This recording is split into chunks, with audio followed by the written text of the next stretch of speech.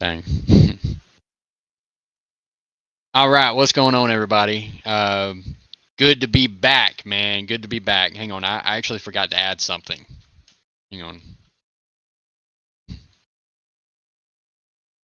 I know this is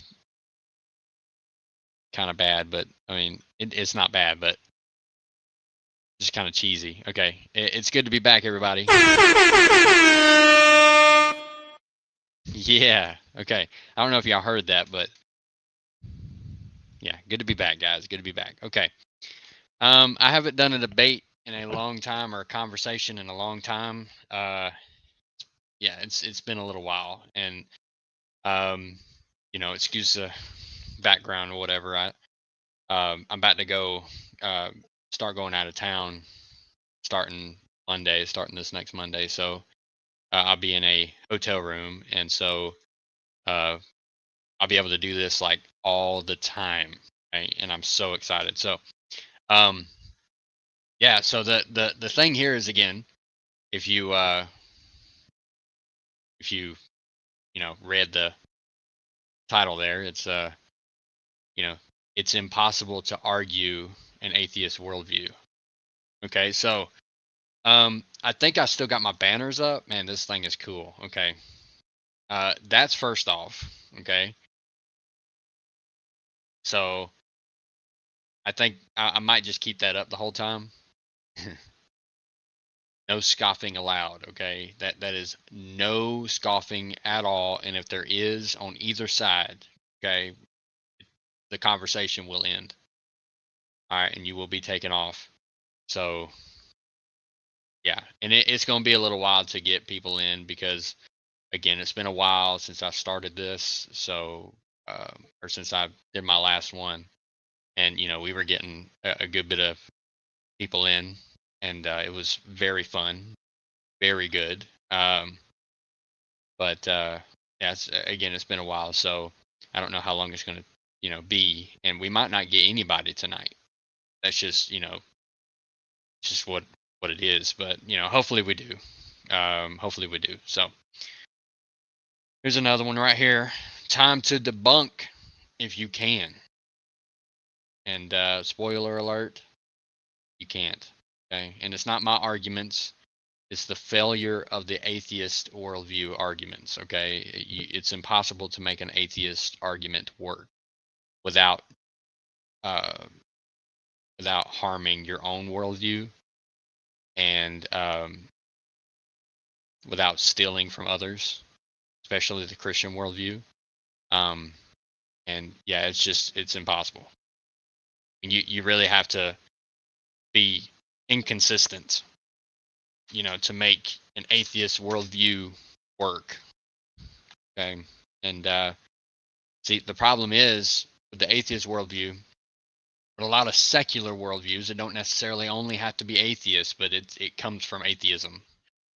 Um, you know, uh, if you stick to what you want, like if you stick to your actual worldview, and if you follow what your worldview shows and leads to, the conclusions that your worldview leads to, if you're an atheist or anybody that is close to atheism, um, as far as the worldview goes, um, then you're going to be consistent, but you better not come with no complaint about anything that happens in this world.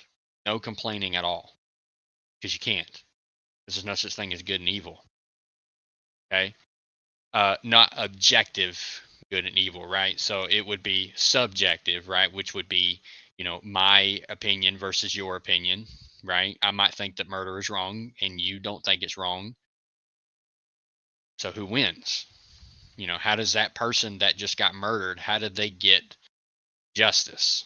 Well, in a Christian worldview, you get justice. You should anyway. And because God has spoken about stuff like that, like we have an objective source of morality. And atheism just don't.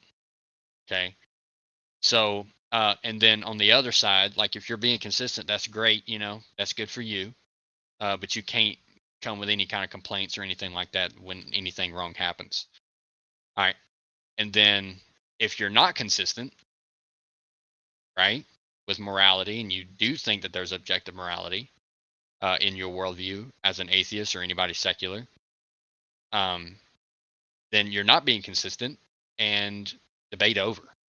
So it's kind of like it's impossible to make the atheist worldview work. It's impossible. So the point in this is an open discussion, open panel, right? If anybody wants to join, I will. I keep forgetting to do this at the beginning of all my stuff,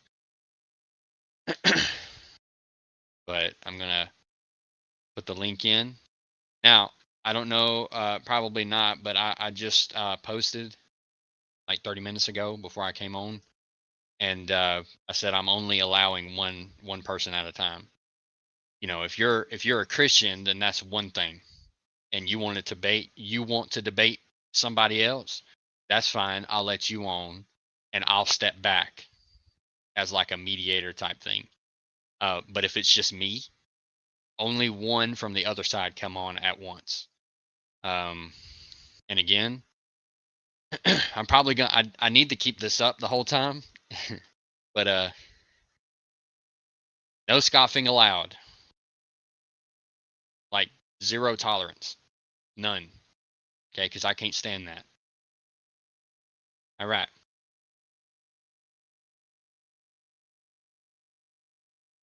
Oh man. What's going on, man? Yes. Yeah, I've been there, man. I've been there. I've been driving, and I'm like, man, I really want to get in this discussion so bad, but I can't. So yeah, I understand, man. That's fine. I'll see you in the comments. That's great. Good to see you, Chris. Justice isn't a requirement. It's nice, but it's not a requirement. See, that's where I disagree, because again, like if somebody gets murdered, I want justice for that person. That is me obeying God's law by saying I love my neighbor as I love myself. I would want that to happen to me. I would want justice for myself, and I want justice for my neighbor. So yeah, it might not be a requirement. I mean, it doesn't need actually have to be a requirement. It doesn't have to not be a requirement, right? It's just something that it needs to happen. Okay. Justice needs to happen. Okay. And that's loving your neighbor. So atheists don't. That's my point. Um, at best, we believe there are certain things that are more or less effective. Sure. But that isn't objectively or objectivity, as you seem to define it. Well, yeah, that's my point, is that atheists cannot say there's anything objective. It doesn't exist. And so if there is no objective morality at all in a worldview, then it doesn't work. Okay? Because here's the thing. If somebody gets murdered, right? What's the answer for that? What, what's the answer for that? Because if it's the wrong answer and we do nothing about it, then there's more murderers will rise up and take charge and all that stuff. They'll do whatever they feel like. You know why? Because there's no objective opinion. There's no objective morality. And when I say opinion, that was a wrong word. Okay. There's no objective authority. Okay. It's just, and that's what's so scary about the atheist worldview, is that if somebody gets murdered, we're at the mercy of some quack, you know, some quack judge. It's just his opinion, what he wants to happen. That's terrible, and that's scary. I don't want true justice to be put in some infallible man's hand. I don't want that. I don't want a jury doing it either. Okay? I want objectivity. Like if this happens, then this will follow. That's just the way that the world should work, because that's true justice, right? So let me get this for an example. Let me take this down. Let me just put this as an example. All right. So what's up, Duck? Whenever it comes to, let's say, in a third world country, I don't remember what third world country does this. Maybe all of them do. I don't know. Um, but I've heard that, if you steal something, right, then your hands will be cut off. Okay, is that true justice? Because how else is he going to make money? Because you just took away his hands. Him or her, it doesn't matter. You just took away their hands. How are they supposed to get? I mean, in a third world country, it's not like you have it here. It's not like you're in the United States, or a big time country, right? That has all these different things that you can do. You cannot do anything in a third world country if you ain't got your hands to work with. That's unjust. That's an unjust penalty for that person. Okay, but what does God say about it? Well, God says if somebody steals, then they pay that back. Pretty simple. You don't have to cut nobody's hands off. Let's see. Uh, wow, Jesus. I don't even want to say this. Y'all can see this. I mean, this is absolutely wow. I cannot believe that can come through somebody's mouth. Wow. Okay. Or somebody could even think that. Anyway, you want it, but it is not guaranteed. My point exactly. All right. A kid with cancer isn't justice. Okay. Sure. Know this. All right. Where's the justice in a drunk driver walking away with a hangover after killing? Okay. Life for life, bro. Again, it's so simple.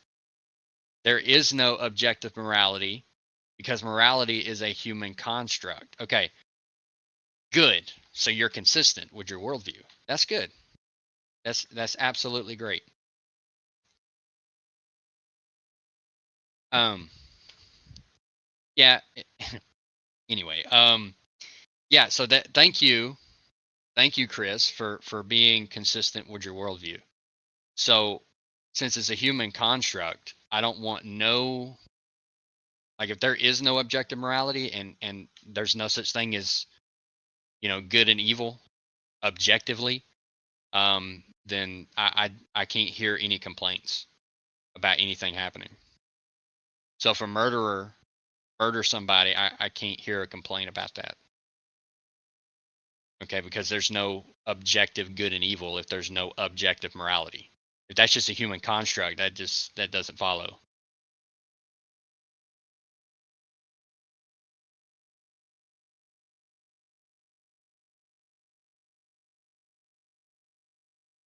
Yeah.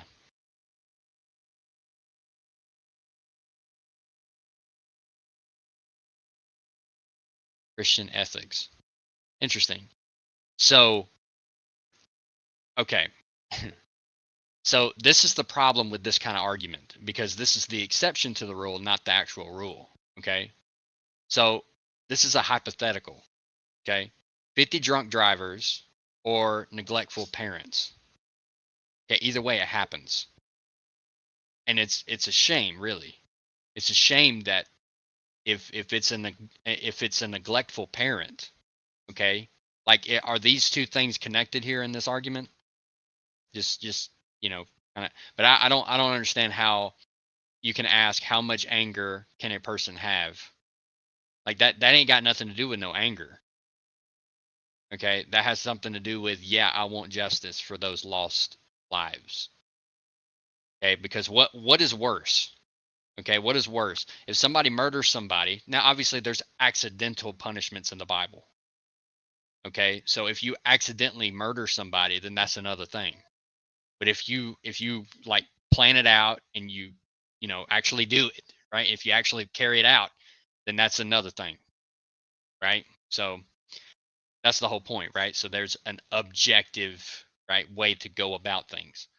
But yeah, so it has nothing to do with anger. Okay. What's up, man? Hey, I remember you from Kinesis channel. Nice. First time here. Maybe last, unsure. Yeah, that's fine. Okay. Um, let's see. But countries that rule by fear don't last. Okay. When enough people get tired of it, they toss them. That um that's as close to justice as you're gonna get. Okay, but that's not in every case, right? So if so you're telling me that the thing that I'm advocating for, which would be life for life, right? So if somebody murders somebody, then they ought to lose their life. That just seems like something that needs to happen, okay? If somebody lies in wait and plans a murder on somebody else, then and they actually accomplish the deed, then you don't think that they should lose their life? What does life in prison do? Life in prison means that us as hardworking people, right? Christian, non-Christian, it doesn't matter. Okay, if you make a hard living, then you have to pay unjust taxes to keep that person in there, where they have all the reign they want to go in there and murder, rape, do whatever they got to do whatever they want to do. They can steal, they can rape, they can murder, they get free food. Might not be great food, but it's free. A free shelter, okay? Free clothing, all right? And that comes from our pocket. How is that justice? That's not justice. The only way to get justice for a murder is to take of that life. And guess what else that does? That puts everybody else on notice. Less murders. Not all at first, but it would be a gradual change, okay? Because it's such a big deal now, right? It's crazy. Yeah, man. Yeah. We had a discussion on Kinesis channel before. The topic, yeah, criminal justice. Well, it's more like morality, right? So what is morality? I have a link up if anybody wants to come in. That'd be great. Just go all the way up to the top. Here, I'll just post it. The human condition is learning to accept injustice and unfairness and unearned tragedy. Okay. Okay, but hang on a second. Why does that have to be something that we have to accept? We shouldn't have to accept that. Okay. Unfairness, maybe. But nothing has it, and that falls under like, okay, well, something happens, right? My best friend done me wrong, or my girlfriend cheated on me, or something like that. That's unfair and nothing gets done about it. That's unfairness. That's how far I'm willing to go with that. But when it comes to unearned, that shouldn't be a case for that. Injustice should not be a case for that, ultimately. And in your worldview, that's okay. And there's no ultimate answer for that. But for the Christian worldview, there's absolutely an answer for that. And that's exactly what this discussion is all about.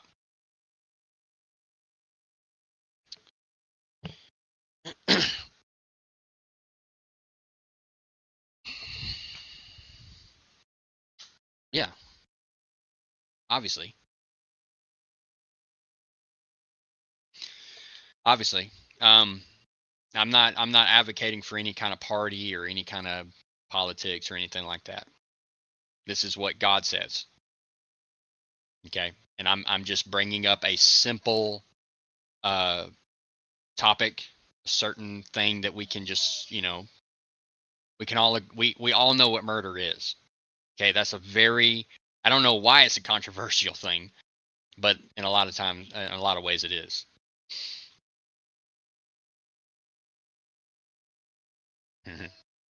What's up, VS? What's up? Good to see you. Hey, I like that video that you put out with me and Kanisha. I didn't really finish it because it was kind of boring, honestly. But yeah, good job, I guess.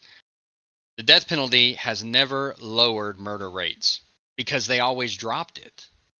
If you look into history, right, the way that everything, like when it first started, the death penalty first started, yes, murder rates were down.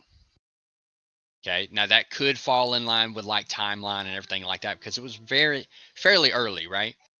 But then whenever it started, we started progressing. Okay, the death penalty started to go down. The death penalty rates started to go way down. Now it's almost non-existent. Why is that? Because the secular worldview don't like it for some odd reason. I don't know why. I don't know why we don't want actual justice for people that have lost their life that unjustly.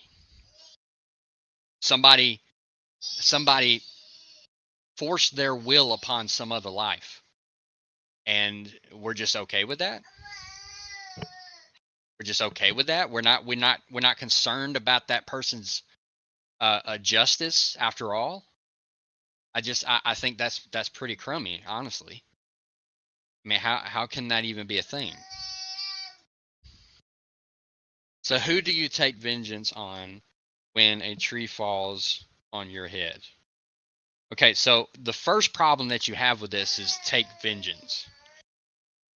All right, so this is not about taking vengeance. So we got to get that clear. Okay, we're not talking about taking vengeance. And if y'all hear that, that's my my almost 7-month-old daughter in the background. She loves to just express herself. If she loves to just just all the time. Okay, so the first thing that you get wrong here is, so who do you take vengeance on? Nobody's trying to take vengeance on anybody. Okay, I want justice. I don't want vengeance. I want justice. That's not vengeance. Vengeance would be like, okay, yeah, that person just got murdered and there's the murderer. I'm going to go over there and wipe him out myself. Yeah, that's vengeance. And God doesn't like that. So that's why I'm not advocating for it. Okay. The execution of God's law is for a corporate governing authority in the scriptures. Now, whenever I say governing authority, don't be like, oh no, red flag, red flag. I mean, come on, let's be adults here.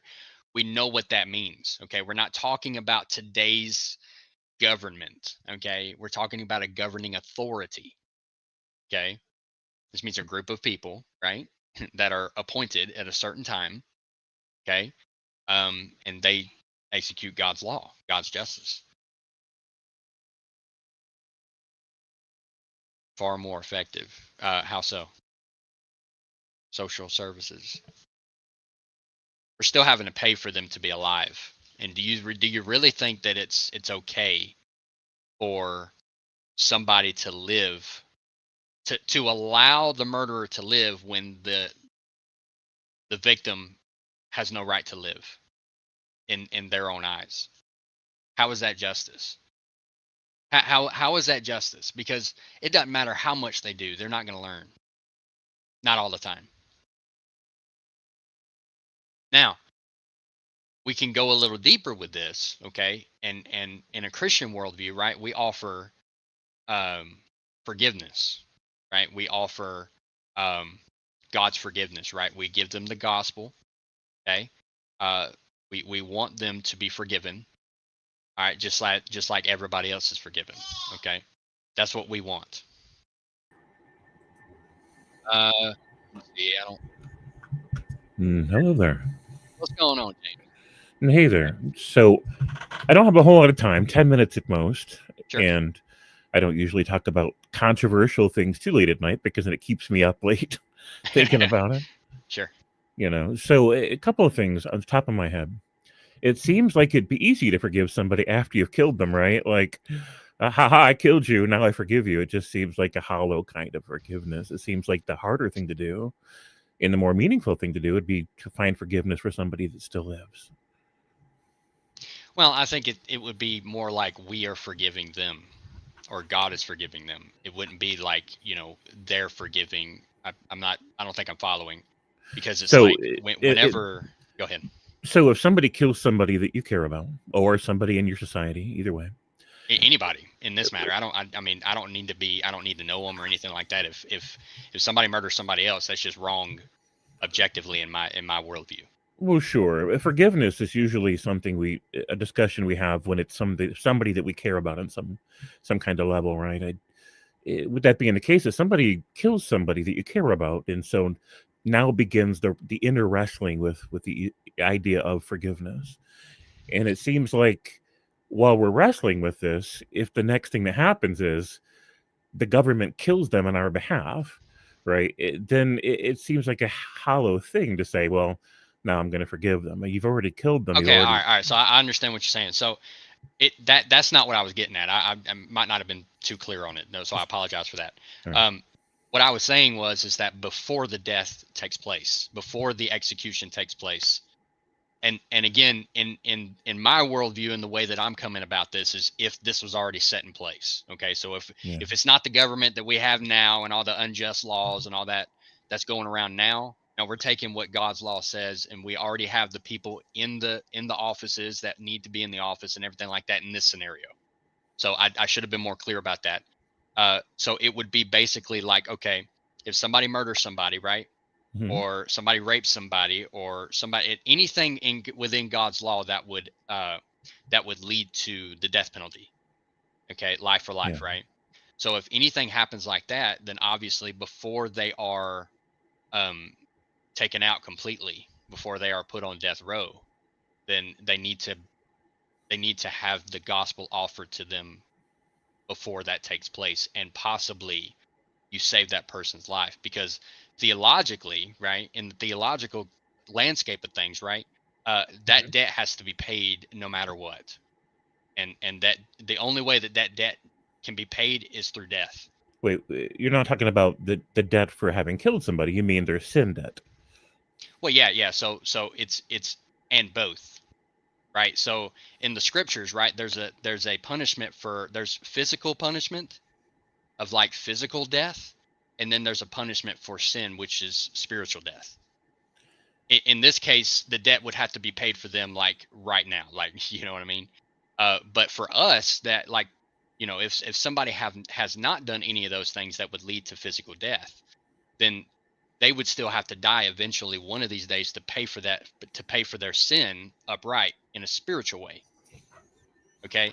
And so the Christians, like, I'm a Christian, right? I died spiritually, theologically. Okay. So I gave my life to Christ. I died. The old man died, and I was rebirthed. You know what I'm talking about with that. So that's basically what I'm advocating for, is that, we would offer them, as Christians, we would offer them a way of escaping the death penalty by receiving Christ and Oh, wait a becoming minute. an actual member of society, rather than just going through social, So stuff. Yeah. make sure I'm clear on this. I'm a little foggy right now, so bear with me. Okay. Hypothetical is some random person off the street kills somebody that you care about, and now they've been caught. They're in prison. They get sentenced to the death penalty, and maybe next month we're gonna kill them. And so, what you want to see happen is preachers from a correct version of Christianity, whatever that is, to go to that person's cell and then say, look, here's like our theology, which is totally the true, and if you accept this, then we won't physically kill you. We'll release you to the public because we'll believe that you've rehabilitated. Well, it would be more of a leading to a rehabilitation. Well, if the death penalty is And scheduled for a month later, there's not a whole lot of time to rehabilitate them. well, yeah, there is, because if you accept this course, not like if you accept this route, if you accept this road, if you accept this path that we have been giving you, right? Obviously, we're giving people the gospel no matter what. Sure. But in this case, it would be like, okay, well, we're giving that you have to pay this debt Mhm. because you just wrongfully taken a life. So you should not be living right now. And that's just what it is, right? That just seems like justice to me, but life for life, right? And so in this case, we'd be like, okay, you know what? Come to Christ. We'll give you the gospel. Come to Christ. And then if they accept this route, which I don't know whether or not they do, it doesn't really matter. What matters is that we're giving them a chance to transform, to rehabilitate, to become a new being, and to be a active member of society once again. Well, in order for them to become an active member of society once again, you have to not kill them, right? Yeah, Because we're not going to make them a scarecrow in some farmer's farm. We're literally not going that's what I'm saying. to. So so the death penalty, right? If they become a member of society, right? They start, membering, like a membership of church, right? They start being discipled by a group of elders, right? And going through the process that you need to be going through as a Christian, and being a born again believer, then you're off of death row. That's the whole point. Oh, I But you're understand. already paying that death debt that you Right. owe. So here's a couple of problems I have with this basic idea. Okay. Let's say for some reason I killed somebody, and I'm facing execution now, and then somebody from your church comes to me and they make me this offer. I can already tell you right now, my response is going to be, "Praise Jesus, hallelujah!" Right? Absolutely. Sure. I Sure. won't mean a word of it, but Right. you're not going to know the difference. I'm going to be like, "Oh yeah, I feel it. I feel the Holy Spirit moving in me right now." Right. And then so I walk the walk, I talk the talk. I don't mean a Yeah. word of it. You've got no way to know because you can't read minds and hearts. Yeah. And so I still being the same person that unalived somebody, I eventually I'm on this course now where definitely not going to be killed now, and then I eventually get re-released into society. I understand your point. But the problem with that is that, the way that it's supposed to go, the process that you're supposed to take as a Christian is not just like, okay, you just said a prayer, yeah, you're good now. That's not Christianity. That's never been the idea of Christianity, is to just say the words and you're good, Well, or sure, but he's you right. do a certain thing and you're somehow saved. Like, that's not it. Right, no, Uh, I agree. Yeah, I It's understand a that. You're Yeah. not saying that in my scenario, you're not saying that it counts as being really saved. You're not saying that it counts with God, right? You're, but I understand that. I'm just saying that every single person you ever come to with this offer that's on death row is going to either accept it in real or You'll accept be it in fake. surprised, man. You'll be surprised. There's a lot of people that just disdain God with every bit of their like, and they're just kind of out of whack, right? That they're obviously, there's mental problems there with a lot of them. And so if you, like, and I'm not saying that they're retarded or anything, obviously, but when it comes down to it, like, people that have that kind of idea to murder somebody, like, physically, there's something wrong. All right. But here's the thing, though.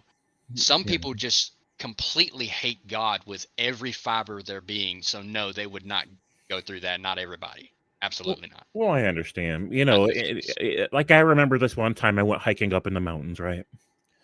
And I happened to be running this little cult at the bottom of the mountain, but I'm like, dudes, I'll be right back, right? Very lovely cult. You would have loved it. And so I come down and I've got like this notepad and I've written down like 10 rules for moral living, and it's totally going to be mind blown, right? They've never even heard these really cool rules I've got because God gave me the rules. Now Sure. I'm not saying that God really gave me the rules, but I'm running a cult, so what are you going to do? Sure. And Yeah. so I come down, and these people have all decided to make this golden statue of Zelda, Link from Zelda, the Nintendo Yeah. game. From Zell. Yeah, That's cool. Yeah. and so what I did is I went ahead and I'm like, look, if I kill all you guys, I'm not going to have a cult anymore. Sure. So I'm like, see those guys over there? Those are my least favorite people in the entire cult. Go Right. hack them to pieces for me, all right? Go hack Sure. them to pieces.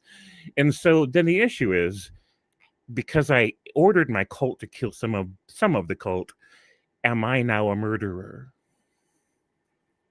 So I love it because you're connecting Christianity with a cult, which obviously I think that's probably what you think Christianity is, which is crazy. But Sure, um, but that's a very interesting story, right? sure. But in this case, it would not be the right thing.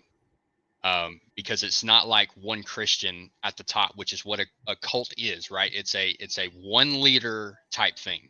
Well, so a cult wouldn't be something like Christianity. Instead, it would be something like Moses coming down from Mount Sinai, right? That's a cult, but Christianity's not a cult. I get you. I got you. That So, wouldn't be a cult either. well, I mean, he was a religious icon that decided who lived and Yeah, but who died. he was not one guy at the top that had the only. No, actually, it was him, his brother Aaron, and actually a few elders Mhm. outside of him, which was the leaders of the 12 tribes of Israel. Right? They all had their own kind of collective leadership. So Because it was never like that. right. So I don't recall the part where he came down off the mountain and consulted with the other heads of Totally Not a Cult, and where they like passed a vote to decide who to kill. Right. I I don't love remember that this. part of the I story. love this conversation. This is entertaining right here. This is good. Sure. Yeah. So again, that's exactly what they did. I Interesting. mean, Well, I'll go back and read the story. It could be that yeah, it's been a long yeah, time since I read it. Maybe that's in there. yeah. It- Whenever he came down, he literally went to his brother Aaron and talked to him about it, and then they just spread it to all the other tribes of Israel, and then that's what they did. so if there's two people running the whole group, it's totally not a cult then. No. See, what did I say after that? I said that he gave it to Aaron, and then Aaron and him gave it to everybody else. Gave what to everybody else? The rule Which rule? that God gave him. Oh, the Ten Commandments, you mean? Mhm. Yeah, that's besides the point. I mean, who decided that certain people in the Totally Not a Cult need to die? Was it just him, or did him and Aaron decide, or was there like 12 dudes that decided that some people Well, need to die? they all decided on the same thing, and in fact, if you read on, right, there's actually a part. It's Korah and his sons, I think. Hmm. Anyway, they actually come against Moses and Aaron and all the rest of them, and yeah, it didn't really turn out very good for them. All right, I go Uh, back. Maybe I missed the part where they had a large council meeting and whatever yeah, else. you And did, all right, that's fine. I go but back. it's okay. But so I expect it. So same thing probably happened with the guy picking up sticks on God's day off, right? There was probably a council meeting that time too, and they did an investigation and called witnesses and asked the guy for his testimony and waited and prayed That over it. is in God's law. You must have 2 to 3 witnesses at best. Well, sure, they had witnesses to the crime of picking up Uh-huh. sticks on God's day off, sure, Yeah. but who decided that guy needed to die in that story? Well, it was kind of like a different type thing, right? Because God was trying to teach them, hey, this is the time that I've given you as rest, and you're defying me. Hmm. So you're going against what I've said. Oh, I understand Moses' Decree. justification for doing it. Sure, he's like, hey, that's sacrilege right there, buddy. Right? But it seems to me like that's totally not a cult. Of course not. Right? But it's It's still some. absolutely not, because Of there course. again, there's only one guy at the top. Okay, Hmm. of every cult, there's only one person, a hyper charismatic person, right? That can twist all kinds of stuff, right? And make it seem like something that has never been taught, right? Oh, I'm gonna do all this crazy stuff, and it's only me that has the knowledge, and you have to listen to me. That's never been the case for any kind of Judaism, any Well, kind of it seems like Christianity. None of it. it seems like if you come down off of a mountain with the list of rules nobody's heard before, Mhm. and they all got to take your word for it that the creator of the universe gave you this list of rules. Well, I mean, Right? if you remember the entire story of it, right? This is the children of Israel, right? So Sure. before Moses, right? They were with Mm-hmm. Abraham and Isaac and Jacob, right? And Mm-hmm. it was a whole lineage of people that they knew this God. Mm-hmm. They knew all the testimonies, all the things that led up to this point, and so they knew who this God was, and that was their God as well. I understand. Through a lineage of people and of leaders that knew this God and taught them about this God, Yeah. and then they witnessed this God right in front of them. Because he would show up in a big cloud, right? And I know you don't believe in any of this, but this is that I'm just showing you in the scriptures, right? If you just read it, Mm-hmm. you can see that there's clearly a distinction between Christianity, Judaism, and that time, Moses and all them. Oh, sure. Versus I make a a distinction too. cult. Like I don't. I make a clear distinction between Christianity and Judaism too. There's no confusion about that. I'm saying those two, and I'm only counting Judaism because that's what Christianity came from. It was birthed from that, right? And so a lot of the things that we take from the Old Testament, of course, that was for the nation of Israel, the children of Israel. But the only reason I'm even counting them in this discussion is because that's the time that we're talking about. So those two, Christianity, right, and the Old Testament, New Testament, all that in the scriptures, ain't got nothing to do with no cult, and has no kind of similarities to it whatsoever. No, of course not. Of course not. No. All right, I gotcha. So fast forward to today. Okay. I understand that if somebody mugs somebody on the street, they kill them, then there needs to be serious consequences. And then really the finer point of the discussion is that's where we agree. That's where we agree. Yeah. Sure. So what about somebody who's the CEO of a healthcare organization, and it's up to them to decide who lives and who dies based on, I don't know, it's not really cost effective, or we're really going to hurt our profits if we keep this paying subscriber to our health coverage alive. Why don't we just kind of let this one die, right? Because I'm looking for a bonus this Christmas. Is this guy a murderer, and should we maybe arrest him and kill him? Well, I mean, if he clearly lets the person go, then there needs to be some consequences here. Sure. I mean, this is the Luigi Mangione thing. It's like, that the law doesn't have a consequence in place for this. It's a legally loopholed murder system. Yeah. And so people are like, well, we got to take it into our own hands. Now, I'm not advocating for that at all. No, right. And I understand that. But see, here's where the difference between, like, say, a cult or a Christian idea and the way that this needs to happen, right? Yeah. You have a council of elders in a Christian worldview. Okay. You have a council of elders, big council, right? And they all have to agree on the same thing, what God's law says. Okay. So, and it's and I had this discussion months ago with other atheists, and they're like, it's not very clear, like there's so many different ways that you can interpret the scripture and everything. And I just read it straight to them. Like I said, life for life right here. That's pretty simple. Yeah. Right. But there's different ways, like there's accidental murder punishments in the word in the scriptures, and there's also like you meant to kill this person, and there's a different punishment for that. And so what we need to do is we just need to examine God's law and be like, okay, well this fits the case, so let's do that. So it's not like one individual being like, oh, I say this, and then I say all this, and no, that's never been the case. Right. And it never should be that case, because there never should be one person over anything. So under your premise, you're, I guess, totally not a religion, whatever it is that you call Christianity. No, it's a religion. Okay, cool. Your religion, Christianity, like it's had miracles. People that are within the ranks of true Christianity, whatever that is, they've borne witness and experienced miracles very much on par with the miracles that the people under Moses had witnessed when they were let out of Egypt, right? Different, maybe less flashy, but still undeniable miracles from God.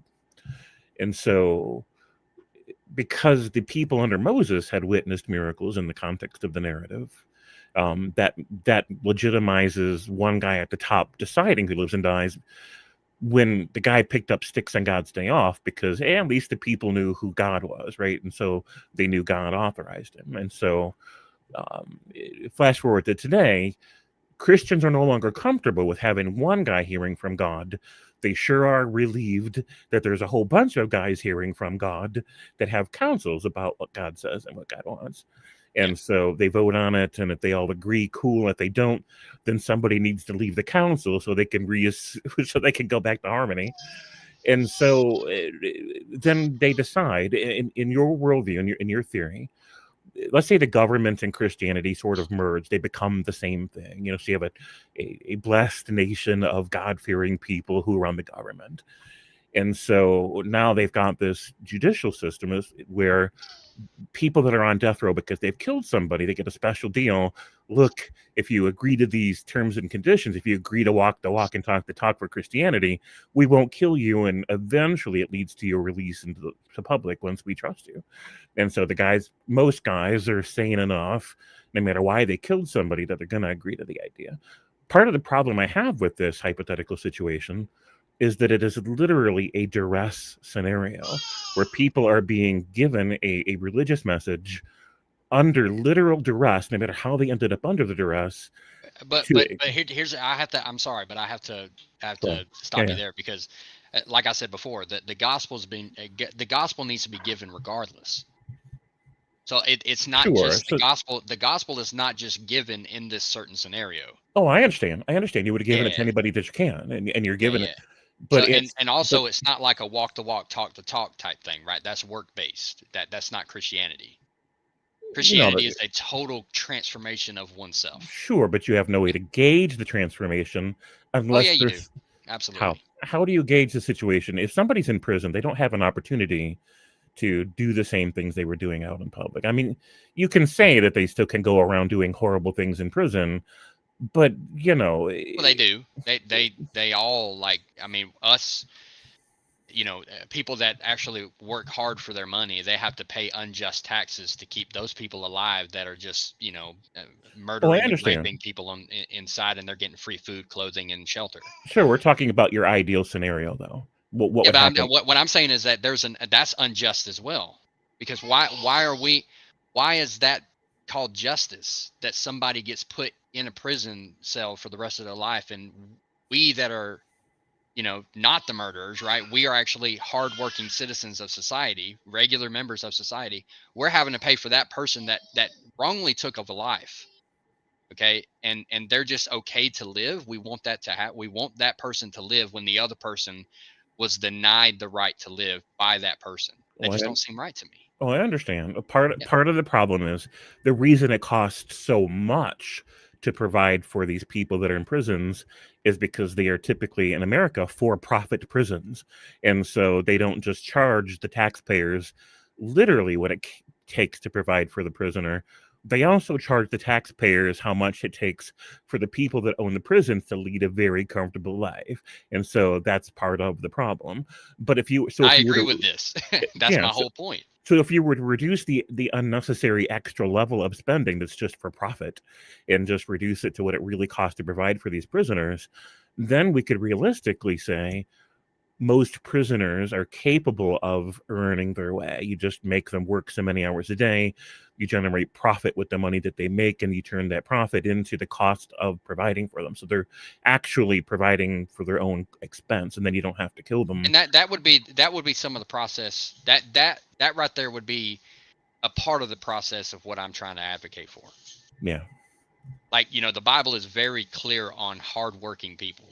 Like, you must provide for your family, or else you're no worse than an unbeliever and everything like that. Like, if you deny working, okay, and providing for your family, not just in a not just money, but if you're not providing them like as like, I'm here for you, I am loving you, I am showing, I'm caring for you, everything like that, then that's against the biblical, that's not biblical, right? And so I understand. Yeah. So it's not just, oh yeah, well, you murder somebody, so now, I'm going to give you the gospel just kind of short and sweet, right? If you do this, if you accept Christ, right, I'm not even going to explain it to you. I'm not going to sit down with you. I'm not going to try to love with you. I'm not going to try to walk through it with you. I'm not going to try to be an actual person with you, right? I'm not going to care for you. I'm just going to be like, look, you take this, or we're going to put you down there in that hallway and we're going to kill you. That's not what I'm saying, man. Oh, sure. I understand that. Yeah. Well, it's a love for neighbor type thing, right? So I want that person to be saved just as much as I want everybody else to be saved.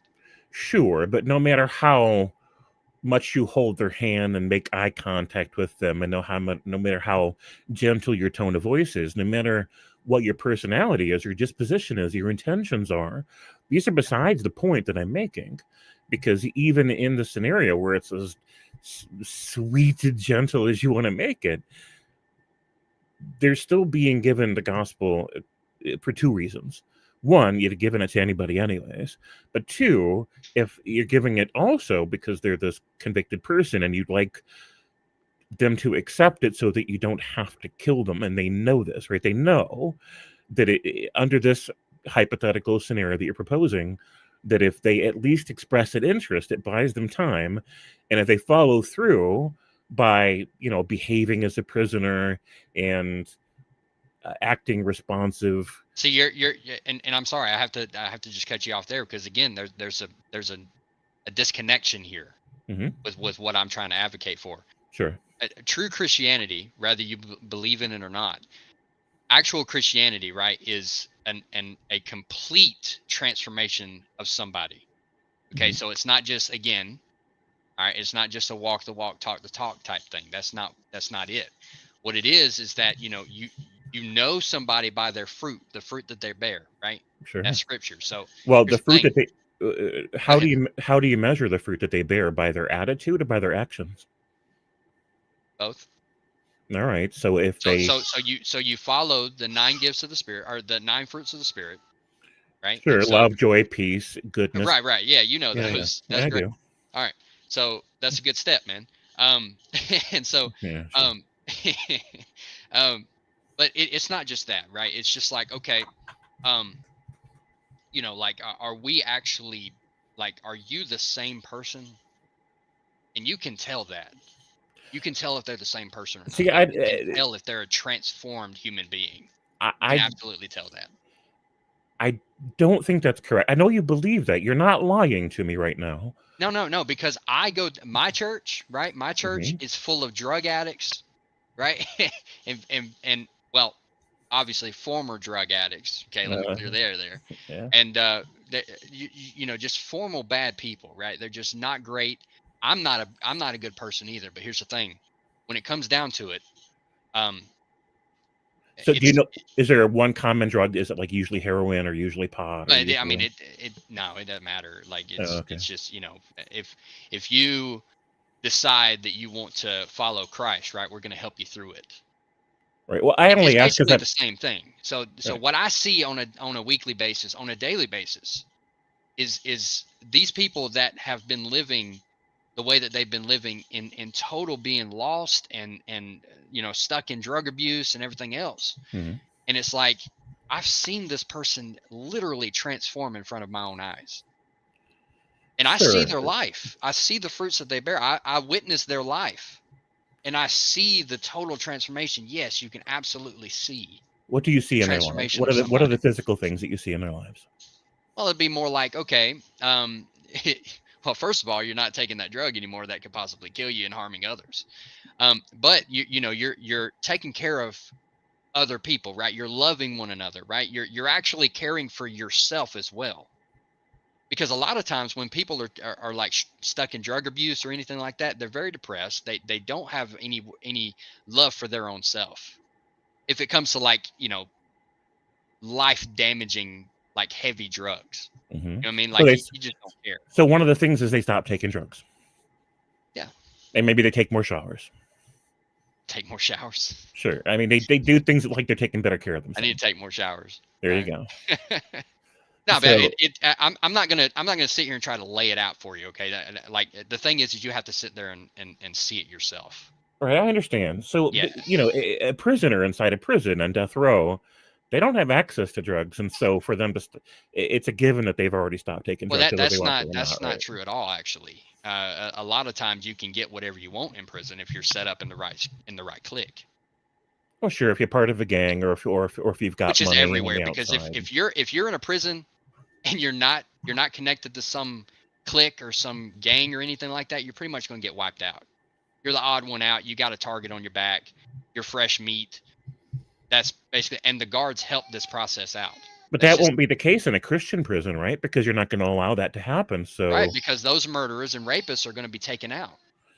Right. So the drug supply chain that keeps prisoners supplied wouldn't really be a common phenomenon in a Christian so with the examples that you're giving, the actual scenarios that you're given, like whenever I said that my scenarios would be an already established Christian society and Right. Christian Right. government and everything else, are you in that same position while you're trying to argue? Is that Yes. your stance Yes. too? I'm trying to Okay. picture how that prison would operate, and it seems Okay. like the opportunities that exist in the current prison system for this pipeline of drugs to convicts, like it wouldn't be so common, it wouldn't be so easy for them to have that pipeline, because you're not gonna tolerate the kinds of behaviors and the kinds of, like, code, the prisoner code, right? The way that they behave in prison. You guys aren't going to tolerate that crap. You're not going to let that happen. And so it seems like, on death row especially, it would be really hard for somebody to get drugs under Christian supervision in a Christian organized prison. But, so I'm just thinking they probably already don't have access to the drugs um, in this Christian prison. And they're probably already being forced to take showers. They could switch to nobody has to remind them. Now they're Yeah, voluntarily we're taking just showers. waterboarding them, right? Right. So Yeah, I'm just, we're just but we're baptizing them in the shower, right? there you go. Yeah, So yeah, yeah. I'm just, I think it would be hard to figure out if somebody genuinely, in this scenario, eh, wants to become a Christian, or if they're like, man, I just don't want to get killed, and I want to eventually be released to society. So I just got to convince this preacher or his church that I'm on the road to becoming a new man. It just be everybody, really. I mean, it wouldn't just be, again, like one guy or his church. Like it would be a full set of like elders, right, within a government authority. Okay. Sure. And not just the church, but it's like really everywhere, right? Because I mean, you can even attest to this. Like, how many churches are on your block right now? Like, seriously, like there's a lot of people. And so, Right. Sure. um, and what I'm saying here is like, it's not just like, okay, well, I have to literally like sit here and twiddle my thumbs and look all pretty and smile a lot, and then they'll release me, and I'll just be able to go out there and kill again. That's not the case. It No, would be more, again, it would be a total transformation of somebody, and you would have to literally like, um like actual rehabilitation, right? They're right. So they're there's they're two pretty much. reasons. Go ahead. I understand your confidence, but there's two reasons why I wouldn't have the confidence that you've got about that, in terms of a church's ability to discern the fakers from the real people that are really trying to convert to this religious paradigm. One, I've been intimately involved with sociopaths in the distant past. I used to date them. I was raised by some. And man, they are really, really, really, especially the narcissist kind, man, they are really good at playing people. They are really good at coming across like just like this angelic, like completely trustworthy person. And I think that people generally overestimate their ability to tell the difference between the real people and the fake people. And then the other thing is that whenever I look, and not just the Catholic Church, but even at the Protestant churches, Evangelical, Southern Baptist Convention, all the different churches that network off of there, the reason that people say, look, don't judge Jesus or the church by the monsters that you've encountered in the church, right? If somebody has done something horrible to you, your children, your family, I understand this, it hurts, but don't judge the church for this. Don't judge Jesus for this, because those are individuals. But the reason those individuals are able to hurt children and hurt other people in really serious ways, and sometimes get away with it for years and years and years, Yeah. is that they're part of a larger structure where there's elders and there's governing bodies and there's church networks and there's all this redundancy in place. There's all this larger network in place, and it's still, these predators are still able to trick everybody at every level. Right. So Right. I understand what you're saying. So like, if it ain't working now, then how will it ever work? Ever?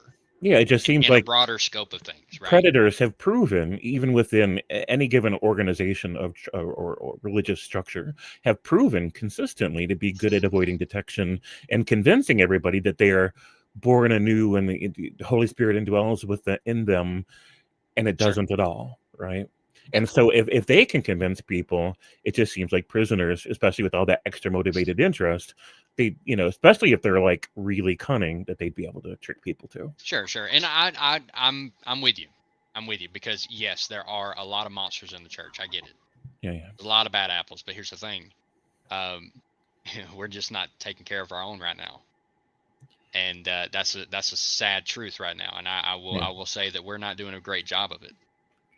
But the thing here is that yes, they will be those odd ones out. Yes, there will always be some sort of evil going around, no matter what system you're going through. Okay, and I get Sure. that. But when it comes down to, like, if Christians actually do what the Bible says and point these people out, which, I mean, you can see it even Yeah. now. Like, you can see there's a lot more exposure happening now, especially Yeah. with social media going around. Like, there's so much exposure going around that it's incredible. It's really a great thing. So Um, you think that by the time the churches end up in this kind of a governmental structure, that means that they've graduated into the capacity to fulfill the roles, and that current examples of them failing don't I necessarily translate to the future? I think basically, like, there's a false theology going around, and it has been for the past 100 years or so, where, oh, you just say a prayer and you're good, and you become a Christian. Yay, Well, sure. And so there's nobody is trying to, what is it? Nobody's trying to walk through this person, or with this person through their daily lives or anything like that. Like, Yeah. it's not a community of church followers. Like, the average churchgoer Uh-huh. knows nothing about the Bible, cannot quote you a single verse outside of John 3:16. Yeah, They yeah. they don't know nothing. Okay, they don't know Yeah. nothing about. So here's the thing, though. If we really tighten down on it, and if we really get these people actually discipled, Uh-huh. then they actually know what's going on. And then if they actually get to read the Bible, well, they'll know that there's certain things that just should not be happening in the church. Yeah. It ought not to happen. And see, that's something that we can say, that something ought not to happen, which would be objective. Yeah. We can. I mean, it'd be an easy fix. Now, would it take time? Obviously, it'd be an Yeah. easy fix. It's just something that right now we're in a slump when it comes to Christianity, and I will give Yeah. you that. That's fair. Yeah. Well, all right. With all that being the case, we've had a good discussion. I've got to go pick up Yeah. my daughter from work. So, Hey, man, look, I really appreciate you, bro. I like talking to you because you're civil. I like that. same. I appreciate it greatly. And I'll Yeah, talk man. to you soon. Yes, sir. All right. Bye. Yeah, he's a good dude. I like him. I don't know. I guess I just have a good I guess I got luck when it comes to certain atheists or whatever, where, like, even Chris, right? Uh, he's a good guy. I like James. He's a good guy. Um, I couldn't really tell you about BS though. BS Lewis. I couldn't really tell you about him. Um, I'm just kidding. I don't know him. I've only had one discussion with him, and he turned around and made an entire video about me and Kenesha. So I'm just like, what? Okay. But anyway, but look, I'm glad that I was on your mind to the extent that I was. I guess. uh, I guess something stuck. I don't know. But anyway, even if not, it is what it is. So anyway, that was a great discussion. I really enjoyed that. I love these kind of discussions. I really do. Um, so I'm just going to give a minute. If anybody else wants to jump on, that'd be great. We'll have another civil discussion. If we disagree, then we just disagree. But I think we need to talk about it. So again, when it comes to, like, an atheist worldview, I like to kind of stick with the morality, because there is no real answer that atheism can give about morality. And so we was kind of just camping out on my end here, because there was really no, I guess, argument on James's point of view. It was just basically like, well, how could this work on my end, right, on the Christian worldview? And so I enjoyed that. Yeah, I enjoyed that. It was a great discussion. Good to have him on. So if anybody else wants to jump in, that'd be great. We can have a discussion. I'll just keep it on for a little bit longer. And if nobody else shows up, then we had a really good discussion. So I'm happy about that. So I'll give it a minute. Okay. I'm going to step out for just a few seconds. So just come on in, make yourself comfortable, and I'll be back.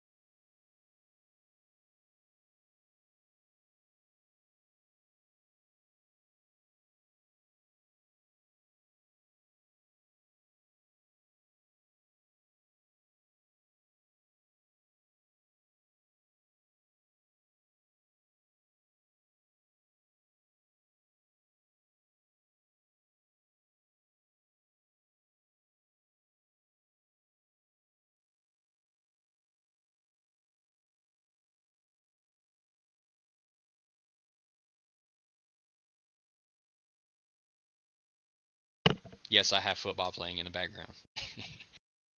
My wife randomly turned it on because that's her old school, uh, Lafette, and they're playing right now. They're getting smoked, 33-0. That's crazy. Anyway, so again, like if anybody disagrees, come on in. We'll talk. Good discussion, hopefully. Let's just put this up again. This no tolerance whatsoever for this, so don't do it. If you want to be a scoffer, then you can just not even bother. Okay. All right. So when it comes to, again, talk about morality here. So when it comes to the differences between objective and subjective, okay. Again, atheism cannot stand for objective morality. They can't do it. And I'm not just talking about the people. I'm talking about like the actual worldview, the actual structure of atheism. Now, there's some atheists that try to make the point, and it just falls apart instantly. Because again, it just doesn't follow.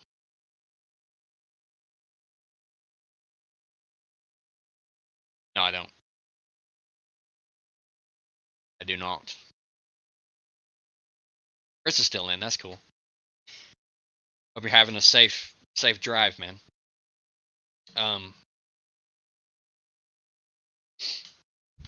Yeah. So like when it comes to so let's jump back into this kind of conversation here because we had a great one there.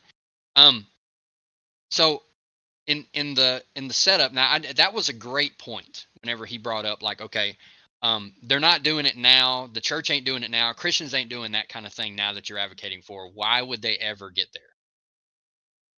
It's just the way that Christianity is going right now is not good at all.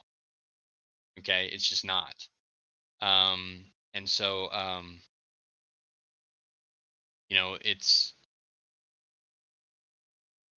it's not. It's definitely the church's fault. I will say that 100%. It is the church's fault.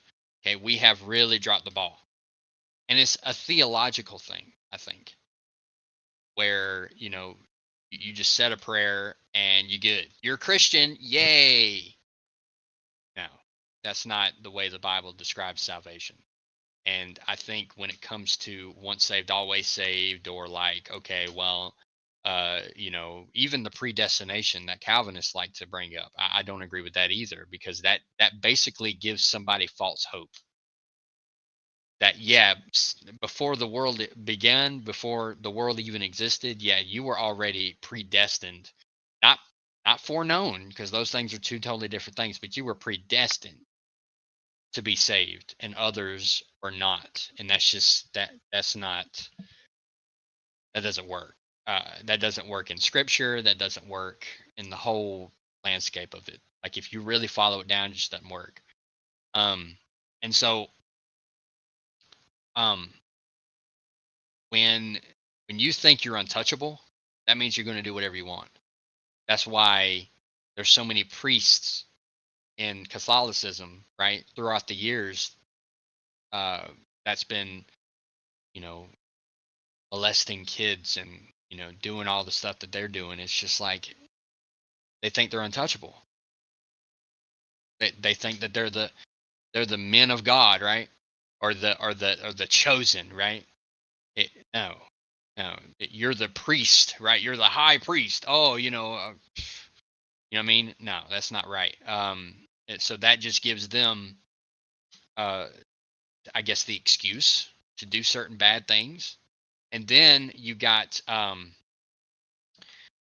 like, okay, well, like let's go to evangelical. Okay, the evangelical. I don't even know if I want to call them Protestant. They're just kind of like their own thing, and that's where the whole once saved, always saved thing. That's where the you prayed a prayer thing and you're good. That's where it came from, was the evangelical church. And like the problem with that is that, you know, you have one guy, and this goes with non-denomination churches. This is why I don't think it works. This is why I think it hurts Christianity, the non-denomination. When you have one guy at the top, it becomes a cult. James is absolutely right on that when it comes to that. That's not how it should be, but in a lot of ways, in a non-denomination church or anything close to it, right? You have one man at the top, and they tell you what to believe and what the Bible says, and that's just not the way that it's supposed to be ran. And so with that one person, you know, that's why you have people like, you know, I'm not going to name any names right now because I'm just, you know, there's a lot. I'm not going to name any names. I have no problem with naming names, but right now it's just, I don't really have them up on top of my head at the moment. But you know, you can look them up. That's fine. Um, uh, you know, the problem with them is that they have one person that they have to answer to, and that's themselves. They don't care about what the law of God says. They don't care about God's wrath. They don't care about God at all. They want to use Christianity to their advantage to make money off of the poor and the wicked, or the weak, not the wicked, the weak. And so, you know, this is the problem, right? And this is why I think atheism even exists in the first place. Modern atheism exists in the first place because, you know, the sheer hatred of religion. It's like, okay, well, you don't understand the full truth of Christianity at this point. And if you did, then we wouldn't even have to have any kind of disagreement. Maybe on certain things, because I disagree with a lot of theological things when it comes to other Christians and everything, and that's fine.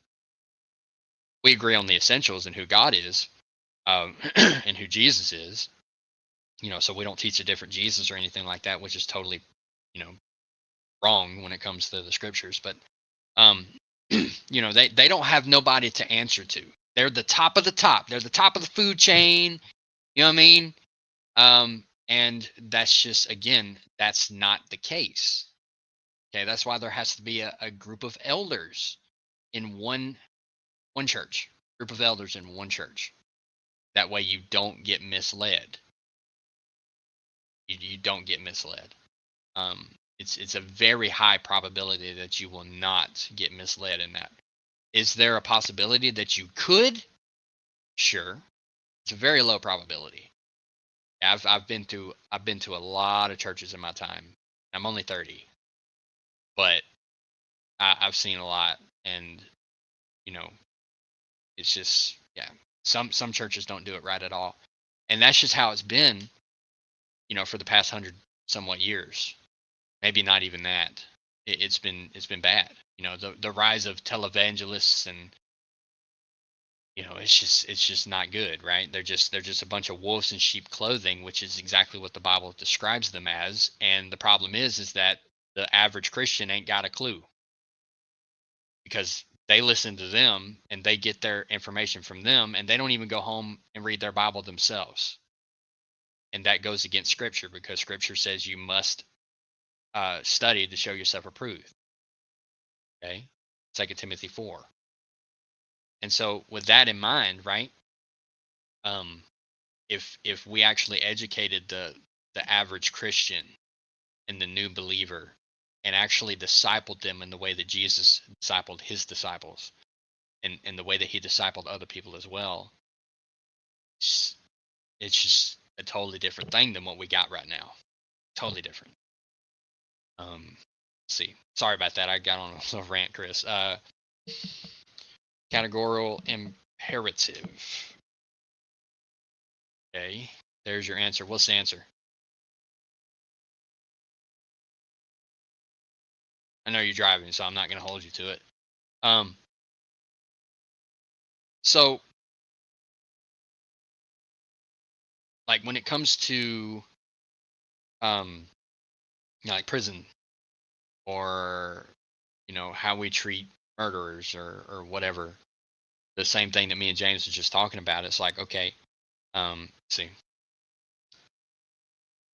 Atheists don't hate religion. They absolutely do. Not all of them, but they do. Some hate what religion has become. And you know what? I'll get with you on that. I disagree on how it's being ran today, and that's exactly what I was saying before. But yes, atheists. There are some atheists, more than others, that have written entire books on how much they hate and despise God. So yes, absolutely, they hate religion. They hate God.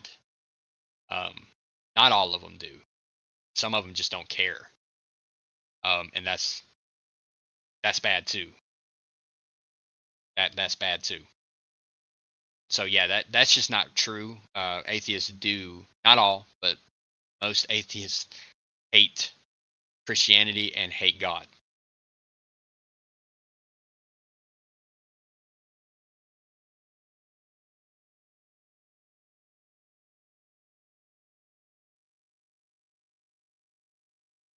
I don't want the noise of me drinking to come through the speaker, so yeah.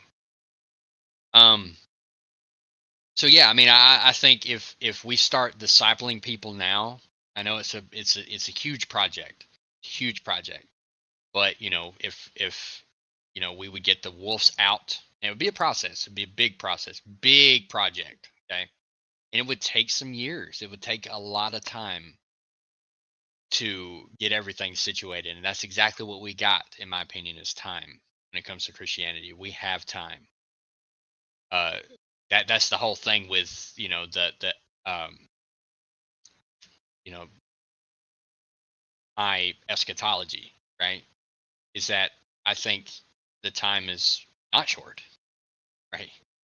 I just well, I'll give you first off, they want to kill you if you don't believe in their religion. That's first off. Okay, so it's not like it's not like, okay. This is what I can't stand. Okay, this is what I can't stand. Yeah, this is what I can't stand. I cannot stand that kind of questioning. It drives me insane, right? I don't know why that's asked. Well, why not Islam? Why not Buddhism? Why not all that? It's because it's not the same. It's not the same. It's not like okay, I got 3 crackers in front of me. They're all 3 different kinds of cracker, but they're still a cracker. Right? One, like, this one's cheese, this one's a slightly different kind of cheese, and this one's just a little bit, like, these are both of these two combined, so they're pretty much all the exact same thing. There's just a little bit of differences in there, but that those kind of differences don't really matter. That's not how it is, guys. That's not how it is. Stop doing that. Islam ain't got nothing to do with Christianity. It ain't got no similarities. The only similarity that they got with us is that we're monotheists and they are too. That's literally it. That's literally it. They don't even follow their own book half the time. Because if they did, then Islam would fail.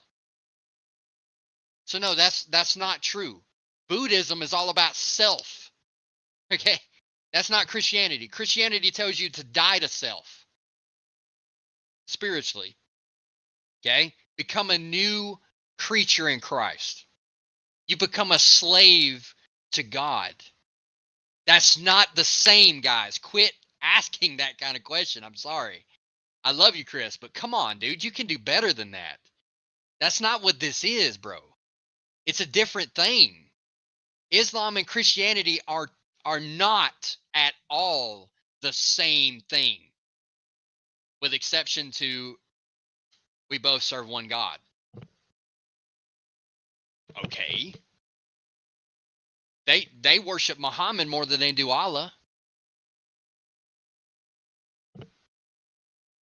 So it's not the same. Okay, so let's just get away from that, right? Why not Islam?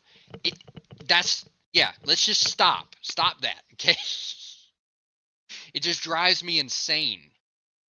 It's not like I'm trying to, be like, I'm trying to show you this one cracker that's slightly different from this one, and I want you to eat this one.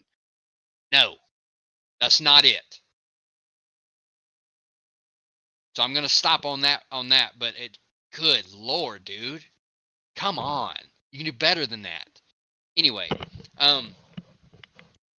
so again, I mean, I have the link out. If we've already had one person on, and that it was a great conversation, so we can just kind of leave it off there. I do want to have these discussions / debates like every week. Okay, I have a podcast that I'm doing. It's kind of like a video style podcast, not really like a formal podcast, right?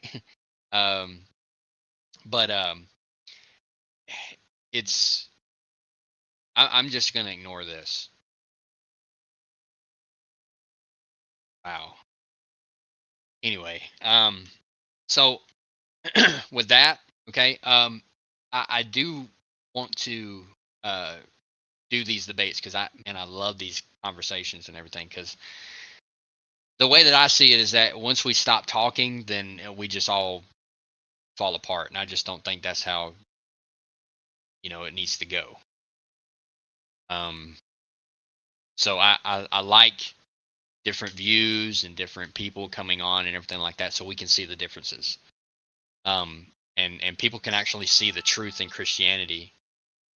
And sorry, I got a message there. People can see the distinctions, and not just like, oh, it's just a bunch of the same thing. It's not. Atheism and Christianity it's like night and day. Like you can't be any different than that. And so that's just where I come from. But anyway, I think discussions, debates, and all that stuff, civil conversations is fantastic, and I want to continue to do that. So I'm going to try to keep everybody updated whenever I do have those live streams. But I'm just going to probably keep it majority on this channel. I want to keep it to where we're just, I have 3 separate kind of things, right? You got my podcast /podcast, my show, basically.